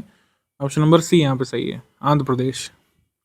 इन भारतीय राज्यों में से किसे पेट्रो कैपिटल के नाम से जाना जाता है? पेट्रो कैपिटल ऑफ इंडिया ये कहा जाता है गुजरात। ऑप्शन नंबर डी यहाँ पे सही है, गुजरात। गुजरात के जामनगर में विश्व की सबसे बड़ी तेल रिफाइनरी स्थित है और भरूच जिले में दहेज में ओपीएल पेट्रोकेमिकल कॉम्प्लेक्स स्थित है। तो भारत की पेट्रो कैपिटल के रूप में गुजरात को जाना जाता है। एशिया का सबसे बड़ा खुला व्यापार मेला बाली यात्रा ओडिशा के किस नदी किनारे आयोजित किया गया? तो मेजर नदी महानदी है उसी किनारे। ऑप्शन नंबर बी यहाँ पे सही है, महानदी। महानदी पर कटक के पास इसका आयोजन किया गया था। सबसे बड़ा भारत साड़ी वॉकथॉन का आयोजन कहाँ पे किया गया? ये किया गया था मुंबई में। ऑप्शन नंबर ए। जल इतिहास उत्सव भी ऑर्गेनाइज किया गया, उसके बारे में इनकरेक्ट स्टेटमेंट यहाँ पे फाइंड करना है। तो इसका आयोजन हुआ था शमशी तालाब जहाज महल महरौली दिल्ली में, ये सही पहला कथन। फिर है राष्ट्रीय जल मिशन जल शक्ति मंत्रालय ने इसका आयोजन किया, ये सही। इसका उद्देश्य है जल विरासत स्थलों की सुरक्षा के प्रति सार्वजनिक चेतना को संवर्धन करना, जनता के बीच स्वामित्व की भावना को उत्पन्न करना और उनका सहयोग भी प्राप्त करना। सही है, हमारा आंसर इसमें हो जाएगा डी। कोई भी इनकरेक्ट यहाँ पे भी नहीं है, डी यहाँ पे सही है। भारतीय मौसम विज्ञान विभाग आईएमडी के स्थापना दिवस के संदर्भ में कौन सा कथन सही है? पृथ्वी विज्ञान मंत्रालय के अधीन आईएमडी के 150वें स्थापना दिवस समारोह का आयोजन दिल्ली में किया गया, सही। इस समारोह का उद्घाटन सत्र में उपराष्ट्रपति जगदीप धनखड़ मुख्य अतिथि थे और केंद्रीय पृथ्वी विज्ञान मंत्री किरण रिजिजू सम्मानित अतिथि के रूप में शामिल हुए थे। ठीक है, ये भी सही है। M Ravichandran ministry of earth sciences इसने प्रोसाइड किया था, ये भी सही है। पहले तो स्टेटमेंट ज़्यादा इंपॉर्टेंट है एग्जाम के लिए, हमारा स्टेटमेंट इसमें हो जाएगा डी। ठीक है, तीनों स्टेटमेंट यहाँ पे सही है। हाल ही में किस सेंट्रल एशियन कंट्री ने आधिकारिक तौर पर हिम तेंदुए यानी कि स्नो लिपर्ड को अपना नेशनल सिंबल घोषित किया है? तो नेशनल सिंबल बनाया है किर्गिस्तान का snow leopard. Option number B यहाँ पे सही है, किर्गिस्तान। दिव्य कला मेला का आयोजन किया गया था सूरत में। ऑप्शन नंबर ए यहाँ पे सही है। ब्रॉडबैंड की प्रक्रिया में हाई स्पीड इंटरनेट एक्सेस शामिल होता है जो दोनों दिशाओं में डेटा संचरण करता है, transmitting data in both direction. किसमें देखने को मिलता है? ब्रॉडबैंड में। ठीक है, जो हम लोग ब्रॉडबैंड यूज करते हैं, चाहे मोबाइल डेटा हो चाहे वाईफाई हो। जबकि ब्रॉडकास्ट क्या होता है? ये वन वे कम्युनिकेशन होता है, जैसे टीवी या रेडियो सिग्नल होते हैं। तो पहला कथन यहाँ पे सही है। ब्लूमबर्ग के अनुसार जो बिल्ड योर ड्रीम्स नामक चाइनीज कंपनी है world's largest electric vehicle manufacturer बन गया है, ये भी सही है। तो हमारा आंसर इसमें हो जाएगा सी। बहुत करेक्ट है, लेकिन इसमें रॉन्ग पूछा है तो आंसर यहाँ पे डी होगा, none of the above, D. उपभोक्ता कार्य खाद्य और सार्वजनिक वितरण मंत्रालय द्वारा 14 जनवरी 2024 को एफसीआई का 60वां स्थापना दिवस मनाया गया था। इसकी स्थापना कब हुई थी? फूड कॉर्पोरेशन ऑफ इंडिया की स्थापना हुई थी एफसीआई की 1965 में। Option number B. 9 वर्ष की छात्रा प्रीशा चक्रवर्ती को वर्ल्ड्स मोस्ट टैलेंटेड स्टूडेंट यहाँ पे घोषित किया गया था John Hopkins centre for talented youth के द्वारा, ये सही है। इसके बाद है कि 2024 में गुजरात के प्रधानमंत्री नरेंद्र मोदी जी के पैतृक गांव में वडनगर के दौरान 800 ईसा पूर्व पुरानी मानव बस्तियों के साक्ष्य मिले हैं, ये भी सही है। आंसर हो जाएगा बोथ करेक्ट, सी यहाँ पे सही है। सही कथन या कथनों का चयन करना है। 36 वर्षीय केरल के पर्वतारोही हसन खान ने अंटार्कटिका महाद्वीप की सबसे ऊंची चोटी माउंट विन्सन को फतह किया है, सही कथन है। एशियन इंफ्रास्ट्रक्चर इन्वेस्टमेंट बैंक ने हाल ही में भारत के सबसे बड़ी नवीकरणीय ऊर्जा इंफ्रास्ट्रक्चर इन्वेस्टमेंट ट्रस्ट इनविट में एंकर इन्वेस्टर के रूप में भूमिका निभाई है, ये भी सही है। आंसर हो जाएगा इसमें बोथ करेक्ट, सी यहाँ पे सही है, बोथ करेक्ट, सी। 18 से 20 जनवरी 2024 के मध्य वन्यजीव संरक्षण पर नवे पक्के पागा हॉर्नबिल फेस्टिवल का आयोजन कहाँ पे किया गया था? अगर सिर्फ हॉर्नबिल फेस्टिवल पूछा जाए तो इसका आंसर क्या हो जाएगा? नागालैंड, हम आपको बता चुके हैं नागालैंड। लेकिन पक्के पागा हॉर्नबिल फेस्टिवल का आयोजन नागालैंड में नहीं हुआ था, ये हुआ था अरुणाचल प्रदेश में। ऑप्शन नंबर ए यहाँ पे सही है। प्रधानमंत्री जी ने अयोध्या में नवनिर्मित हवाई अड्डे महर्षि वाल्मीकि अंतर्राष्ट्रीय हवाई अड्डे का उद्घाटन कब किया था? इसका उद्घाटन किया था 30 दिसंबर 2023 को। ऑप्शन नंबर सी यहाँ पे सही है। 19 दिसंबर 2023 को खनन मंत्रालय ने कहाँ पर राष्ट्रीय भू विज्ञान डेटा रिपोजिटरी पोर्टल लॉन्च किया है? तो कहाँ पे लॉन्च किया? न्यू दिल्ली में। ऑप्शन नंबर ए यहाँ पे सही है। 9 से 12 जनवरी तक स्कूली शिक्षा और साक्षरता विभाग, शिक्षा मंत्रालय और एनसीईआरटी द्वारा नई दिल्ली में कला उत्सव का आयोजन किया गया था, सही। इनकरेक्ट बताना है इसमें। सेकंड कह रहा है कि D2M direct to mobile technology एक न्यू एज कम्युनिकेशन अप्रोच है जो ब्रॉडबैंड और ब्रॉडकास्ट दोनों कंबाइन करेगी। DTM टेक्नोलॉजी से मोबाइल पर आप अपने टेरिटोरियल डिजिटल टीवी सिग्नल्स प्राप्त कर सकेंगे, यानी कि बिना इंटरनेट के टेलीविजन सिग्नल आपका मोबाइल कैच कर सकेगा। ये बहुत क्यूरियोसिटी आपके मन में भी आई होगी बचपन में कि जब टीवी सिग्नल कैच कर रहा है तो मोबाइल को इंटरनेट क्यों चाहिए। ठीक है, ये मेरे मन में तो आया था, तभी मैंने ये क्वेश्चन लिया है। डायरेक्ट टू मोबाइल स्पेक्ट्रम जल्दी सरकार बेचने भी वाली है, ऑक्शन करने वाली मतलब। तो D2M टेक्नोलॉजी के बारे में आपको पता होना चाहिए कि ये कॉम्बिनेशन होता है ब्रॉडबैंड का और ब्रॉडकास्ट का। तो हमारा आंसर इसमें हो जाएगा डी। कोई भी कथन यहाँ पे इनकरेक्ट नहीं है, डी। स्वास्थ्य एवं परिवार कल्याण मंत्रालय के डेटा के अनुसार 12 जनवरी 2024 तक किस राज्य में आयुष्मान कार्ड सर्वाधिक बने हैं। तो आयुष्मान कार्ड की संख्या के मामले में टॉप पर है उत्तर प्रदेश, ऑप्शन नंबर ए। ठीक है, फिर मध्य प्रदेश है, फिर महाराष्ट्र है, फिर गुजरात है। भारतीय विज्ञान मानक परिषद ने भ्रामक पर्यावरणीय समर्थक झूठे दावों को रोकने के लिए अपने गाइडलाइन जारी की थी जिन्हें ग्रीन वॉशिंग कहा जाता है। मतलब पर्यावरणीय समर्थक झूठे दावे जिनको ग्रीन वॉशिंग कहा जाता है। तो इस संबंध में दिशा निर्देश कब से प्रभावी होंगे। तो ये प्रभावी हो जाएंगे 15 Feb 2024 से, ऑप्शन नंबर ए। प्रधानमंत्री विश्वकर्मा योजना को लागू करने वाला पहला स्टेट या यूटी कौन सा होगा। तो ये होगा जम्मू कश्मीर। जम्मू कश्मीर पहला यूनियन टेरिटरी बनेगा जो PM विश्वकर्मा योजना को लागू करेगा, ऑप्शन नंबर डी। टिड्डियों के आतंक से निपटने के लिए और फूड सिक्योरिटी वहां पर इंश्योर रखने के लिए 40,000 लीटर कीटनाशक मिलाथियान किसने भेजा है। भारत ने भेजा है। किस देश को भेजा है। अफगानिस्तान को भेजा है, ऑप्शन नंबर यहाँ पे बी सही है, अफगानिस्तान, बी। और चाबहार बंदरगाह के माध्यम से भेजा था। निम्नलिखित में से कौन सा देश यूक्रेन के प्रेसिडेंट व्लादिमीर जेलेंस्की के अनुरोध पर वैश्विक शांति शिखर सम्मेलन की मेजबानी करने के लिए सहमत हो गया है। तो स्विट्जरलैंड ने हामी भर दी है कि वो जो है एक पीस समिट आयोजित करेंगे, global piece summit, option number ए यहाँ पे सही है। अटल बिहारी वाजपेयी सेवरी नावा शेवा अटल सेतु, इसके बारे में बताना है क्या सही। अटल सेतु का उद्घाटन 12 जनवरी 2024 को प्रधानमंत्री जी ने किया था, सही। फिर इसके बाद ये जो है MTHL अटल सेतु, इसको 17,840 करोड़ रुपए की लागत से बनाया गया है। ये 1.8 किलोमीटर लंबा है, 6 लेन का ब्रिज है और 16.5 किलोमीटर की लेंथ इसकी सी के ऊपर है, 5.5 किलोमीटर लैंड पर है। ये सही है। अटल सेतु अब लॉन्गेस्ट ब्रिज बन गया इंडिया का, ध्यान रखिएगा, लॉन्गेस्ट ब्रिज ऑफ इंडिया और also longest sea bridge of India. ठीक है, ये बहुत इंपॉर्टेंट है। और इसका foundation stone PM Modi ji ने ले किया था दिसंबर 2018 में। तो सारे कथन इसके बारे में सही हो जाएंगे। एक्चुअली लास्ट वाला रॉन्ग है, ये गलती से हमने बोल दिया। ये 2018 नहीं ईयर है, ये 2016 ईयर है। ठीक है, तो इसमें हमारा करेक्ट आंसर हो जाएगा 1, 2 और 3, सी यहाँ पे सही है, सी। इसका उद्घाटन या इसका शिलान्यास PM मोदी जी ने किया था 2016 में, ना कि 18 में।